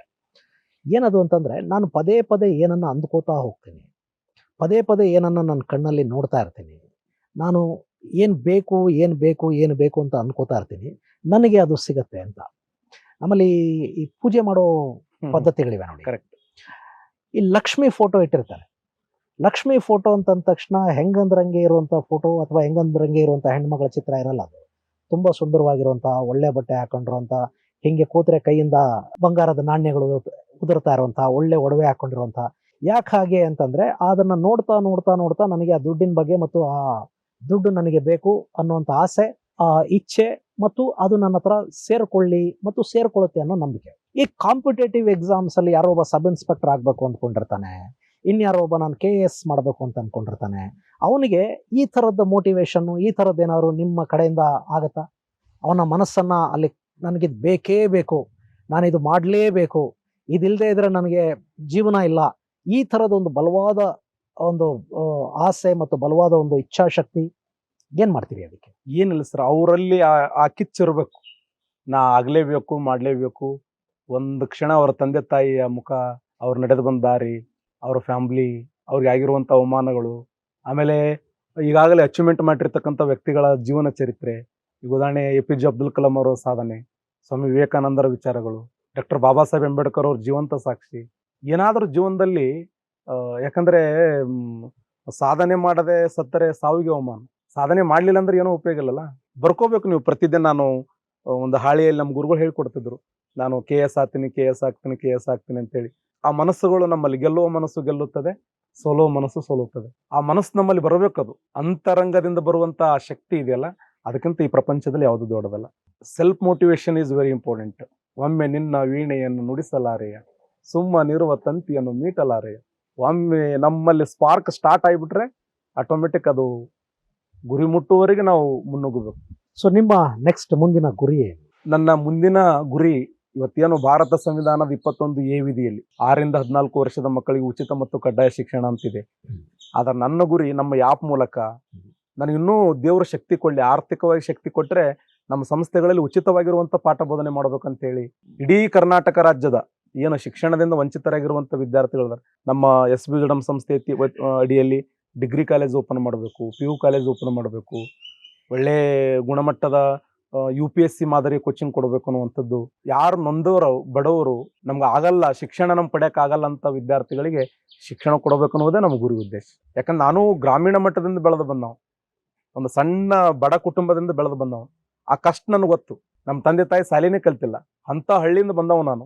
ಅದು ನನ್ನ ಹೃದಯದಲ್ಲಿ ಐತಿ. ಸಹಾಯ ಮಾಡಬೇಕು, ಏನಾದರೂ ಒಂದು ಗುಣಮಟ್ಟದ ಶಿಕ್ಷಣ ಕೊಡಬೇಕು, ಸಮಾಜದಲ್ಲಿ ಬದಲಾವಣೆ ಆಗಬೇಕು. ಆ ಉದ್ದೇಶಕ್ಕಾಗಿ ನಾಳೆ ನಮ್ಮದು SBJM ಆ್ಯಪ್ ಲಾಂಚ್ ಆಗ್ತಾ ಇದೆ. ಆ ಮೂಲಕ ವಿದ್ಯಾರ್ಥಿಗಳಿಗೆ ಈಗಾಗಲೇ ನಾನು ಯೂಟ್ಯೂಬ್ ಮೂಲಕ ಸಾಕಷ್ಟು ಮಾರ್ಗದರ್ಶನ ಮಾಡ್ತಾ ಇದ್ದೇನೆ. ಅಲ್ಲಿ ಒಂದು ಕಡೆ ಕಟ್ಟಿ ಹಾಕಿದಂಗೆ ಅದು ಆ್ಯಪ್ ಅಂತಂದರೆ. ಏನೇನಿರುತ್ತೆ ನಿಮ್ಮ ಆ್ಯಪಲ್ಲಿ? ಸರ್, ನಮ್ಮ ಆ್ಯಪ್ನಲ್ಲಿ ಏನಿರುತ್ತೆ ಅಂದರೆ, ಒಳಗಡೆ ವಿದ್ಯಾರ್ಥಿಗಳು ಎಂಟ್ರಿ ಕೊಟ್ಟ ತಕ್ಷಣವೇ ಒಂದು ಏನೋ ಒಂದು ಕ್ಲಾಸ್ ರೂಮ್ದ ವಾತಾವರಣ ಸೃಷ್ಟಿ ಆಗ್ತದೆ. ಒಂದು ಎರಡನೇದ್ದು, ಅವ್ರಿಗೆ ನಾವು ಪೋಲ್ ಕೊಡ್ತೀವಿ ಸರ್. ಪೋಲ್ ಮೂಲಕ ಅವರಿಗೆ ಒಂದು 50 ಕ್ವಶನ್ಗಳನ್ನು ಕೊಟ್ಟೆ, ಒಂದು ರಿಸಲ್ಟ್ ಬರ್ತದೆ. ನಂಬರ್ 1, 2, 3, 4, 5 ಅಲ್ಲಿ ನಾವು ಪ್ರಶಸ್ತಿಗಳನ್ನು ಕೊಡ್ಬೋದು. ಆಮೇಲೆ ರಿಕಾರ್ಡೆಡ್ ಕ್ಲಾಸ್ಗಳನ್ನು ಕೇಳ್ಬೋದು, ಲೈವ್ ಕ್ಲಾಸ್ಗಳನ್ನು ಕೇಳ್ಬೋದು. ಆಮೇಲೆ ಡೈರೆಕ್ಟ್ ಅಲ್ಲೇ ಕ್ಲಾಸ್ನಲ್ಲಿ ನಮಗೆ ಫೋನ್ ಮೂಲಕ ನಮ್ಗೆ ಸಂಪರ್ಕವನ್ನು ಮಾಡ್ಬೋದು. ಆ ಒಂದು ಕ್ವಶನ್ಗೆ ಉತ್ತರ ಹೇಳಕ್ಕೆ ಅವಕಾಶ ಐತಿ. ಈ ತರ ಒಂದು ವಿಶೇಷವಾಗಿ ಲೈವ್ ಇಂಟ್ರಾಕ್ಷನ್ ಹೌದು ಇದೆ ಸರ್, ಅದಕ್ಕೂ ಅವಕಾಶ ಇದೆ. ಮತ್ತೆ ಇಬ್ಬಿಬ್ರು ಎಜುಕೇಟರ್ಗಳು ಎಟ್ ಎ ಟೈಮ್ ನಾವು ಎಂಟ್ರಿ ಕೊಡಬಹುದು, ಅವ್ರಿಗೆ ಮಾರ್ಗದರ್ಶನ ಮಾಡ್ಲಿಕ್ಕೆ ಅವಕಾಶ ಇದೆ. ಏನು ಭಾರತ ಕರ್ನಾಟಕ ರಾಜ್ಯದಲ್ಲಿರುವಂಥ ಆ್ಯಪ್ ಇದೆಯಲ್ಲ, ಅದಕ್ಕಿಂತಲೂ ಒಂದು ಗುಣಮಟ್ಟದ ಆ್ಯಪನ್ನು ಈಗ ನಾವು ಪ್ರಾರಂಭ ಮಾಡ್ತಾ ಇದ್ದೀವಿ. ಥ್ಯಾಂಕ್ ಯು ಭಂಡಾರಿಮಠ ಅವರೇ. ಸ್ನೇಹಿತರೆ, ಗ್ರಾಮೀಣ ಭಾಗದಿಂದ ಬಂದು ಗ್ರಾಮೀಣ ಮಕ್ಕಳ ಶಿಕ್ಷಣಕ್ಕಾಗಿ ಸಂಸ್ಥೆಗಳನ್ನು ಕಟ್ಟಿ ಸಾಕಷ್ಟು ಜನ ಆಸ್ಪರೆಂಟ್ಸನ್ನು, ಸಾಕಷ್ಟು ಜನ ಸರ್ಕಾರಿ ನೌಕರಿಗಳಿಗಾಗಿ ಪ್ರಯತ್ನ ಪಡ್ತಿರೋರನ್ನ ಒಂದು ಅವರ ಕನಸನ್ನ ಈಡೇರಿಸ್ಕೊಳ್ಳೋ ಮಟ್ಟಕ್ಕೆ ಅವ್ರನ್ನ ತಗೊಂಡು ಹೋಗ್ತಾ ಇರುವಂಥ ಭಂಡಾರಿ ಮಠ ಅವರ ಕಥೆಯನ್ನು ನೀವು ಕೇಳಿದಿರಿ. ಅವರು ಒಂದು ಮಾತು ಹೇಳಿದರು, ಅವಮಾನವನ್ನ ಯಾವುದೇ ಕಾರಣಕ್ಕೂ ಮರಿಬಾರದು ಅಂತ. ನಿಮಗೆ ಸಮುದ್ರ ಮಥನದ ಕಥೆ ಗೊತ್ತಿರಬೇಕು. ಸಮುದ್ರ ಮಥನದ ಕಥೆಯಲ್ಲಿ ಮೊಟ್ಟ ಮೊದಲಿಗೆ ಬರೋದು ಹಾಲಾಹಲ. ಅದು ನಿಮ್ಮ ಕಷ್ಟಗಳನ್ನು ಪ್ರತಿನಿಧಿಸುತ್ತೆ. ನೀವು ಯಾವುದೇ ಒಂದು ಪ್ರಯತ್ನವನ್ನು ಮಾಡಲಿಕ್ಕೆ ಶುರು ಮಾಡಿದಾಗ ನಿಮಗೆ ಕಷ್ಟಗಳೇ ಬರ್ತಾ ಹೋಗುತ್ತವೆ. ಅದನ್ನು ನೀವು ಮೆಟ್ಟಿ ನಿಂತರೆ ಆಗ ಯಶಸ್ಸಿನ ಮೆಟ್ಟಿಲುಗಳನ್ನು ಒಂದೊಂದಾಗಿ ನೀವು ಹತ್ತೋದಕ್ಕೆ ಸಾಧ್ಯ ಆಗುತ್ತೆ ಮತ್ತು ಕಟ್ಟ ಕಡೆಯದಾಗಿ ನಿಮಗೆ ಅಮೃತ ಸಿಗುತ್ತೆ. ಅಮೃತ ನಿಮ್ಮ ಸಾಧನೆ. ಹಾಗೆ ಇನ್ನೊಂದು ಮಾತನ್ನು ನೆನಪಿಟ್ಕೊಳ್ಳಿ, ಅದೇ ಕಥೆಯಲ್ಲಿ ನಿಮಗೆ ಅದೇ ಸಮುದ್ರ ಮಥನದ ಕಥೆಯಲ್ಲಿ ಶಿವ ಆ ವಿಷವನ್ನ ಅಂದ್ರೆ ಹಾಲಾಹಲವನ್ನ ಕುಡಿದು ಬಿಡ್ತಾನೆ. ತಕ್ಷಣ ಪಾರ್ವತಿ ಬಂದು ಶಿವನ ಕತ್ತನ್ನ ಹಿಡ್ಕೋತಾಳೆ. ಅವನ ಇಡೀ ಕತ್ತು ನೀಲಿಯಾಗಿ ಬದಲಾಗತ್ತೆ. ಅದು ಏನು ಹೇಳ್ತಾ ಇದೆ ಗೊತ್ತಾ ನಿಮಗೆ? ನಮಗೆ ಆಗುವಂಥ ಅವಮಾನ ಇದೆಯಲ್ಲ, ಆ ಅವಮಾನವೇ ಹಾಲಾಹಲ. ಅವಮಾನವನ್ನ ನೀವೇನಾದರೂ ಮರೆತರೆ, ಅದನ್ನ ಕುಡಿದು ಜೀರ್ಣ ಮಾಡ್ಕೊಂಡು ಬಿಟ್ರೆ ಜೀವನದಲ್ಲಿ ಯಶಸ್ಸು ಸಿಗೋದಿಲ್ಲ. ಅವಮಾನ ಪ್ರತಿ ಹೆಜ್ಜೆಯಲ್ಲಿ ಕೂಡ ನಮಗೆ ನೆನಪಿರಬೇಕು. ಅವಮಾನ ನಮ್ಮನ್ನು ಎಷ್ಟು ಕಾಡುತ್ತೆ, ಅವಮಾನ ನಮಗೆ ಎಷ್ಟು ನೆನಪಿರುತ್ತೆ, ಅಷ್ಟು ನಿಮ್ಮಲ್ಲೊಂದು ಕಿಚ್ಚು ಹುಟ್ಕೊಳ್ಳುತ್ತೆ ಮತ್ತು ಆ ಕಿಚ್ಚು ನಿಮ್ಮನ್ನು ಎಲ್ಲಿಗೆ ತಲುಪಿಸಬೇಕೋ ಅಲ್ಲಿಗೆ ತಲುಪಿಸುತ್ತೆ. ಇದು ವಿಷಯ. ಮುಂದಿನ ಸಂಚಿಕೆಯಲ್ಲಿ ಮತ್ತಷ್ಟು ವಿಶೇಷಗಳ ಜೊತೆ ಮತ್ತೆ ಭೇಟಿಯಾಗೋಣ. ಅಲ್ಲಿವರೆಗೆ ಜೈ ಹಿಂದ್, ಜೈ ಕರ್ನಾಟಕ.